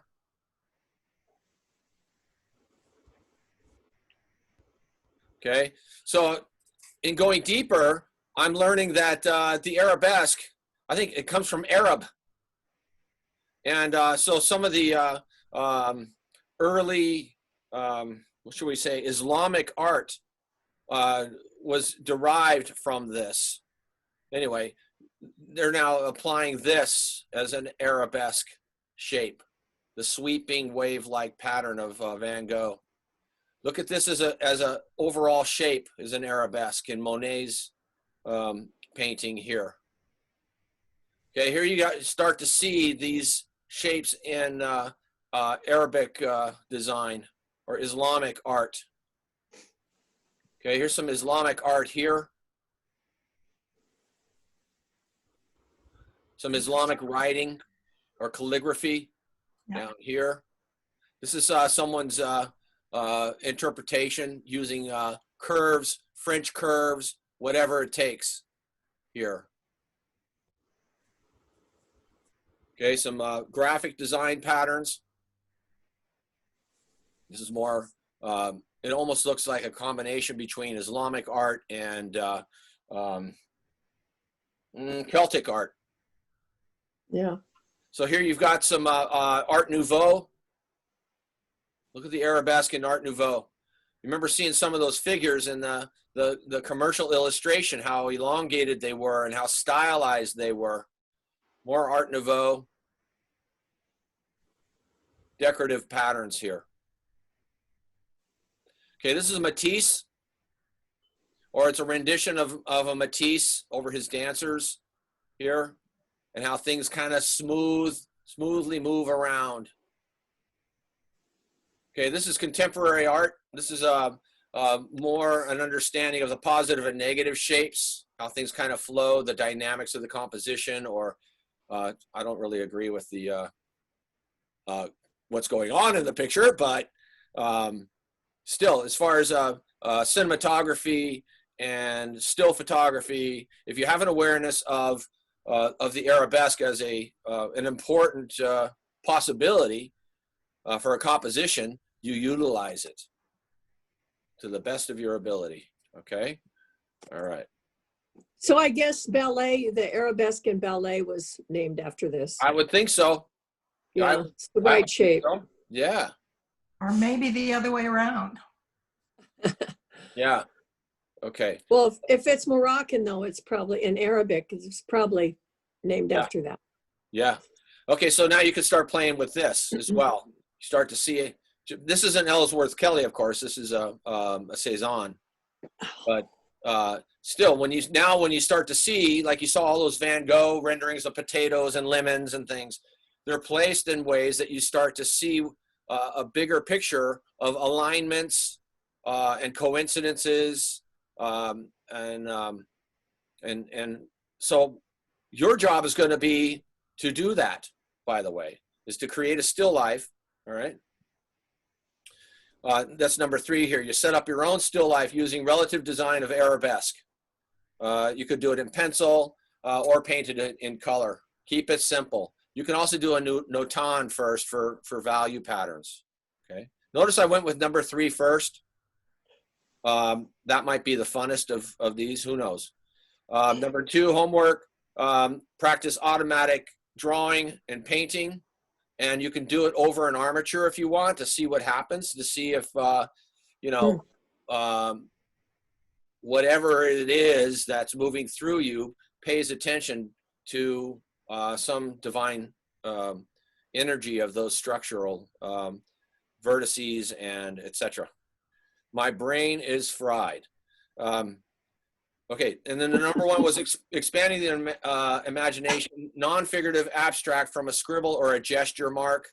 Okay, I want you to do that gesture mark again and take a picture of the original gesture mark and then take your time and make something from it. Now I said here, make a mark over a generic armature because, you know, it's one thing to have a complete blank page and do some scribble and make something out of it. And you can do that, but it may not be as attractive as if you at least had some light, you know, rendition of an armature that you can actually make something out of your picture, even though it's coming from an initial spontaneous mark.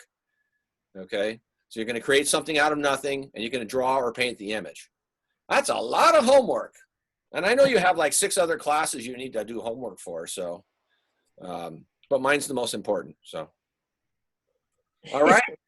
So that's it for today. I'm going to. If there was anybody else, let's see. I've got Nina, Kurt, Georgia, Katie, and Alice.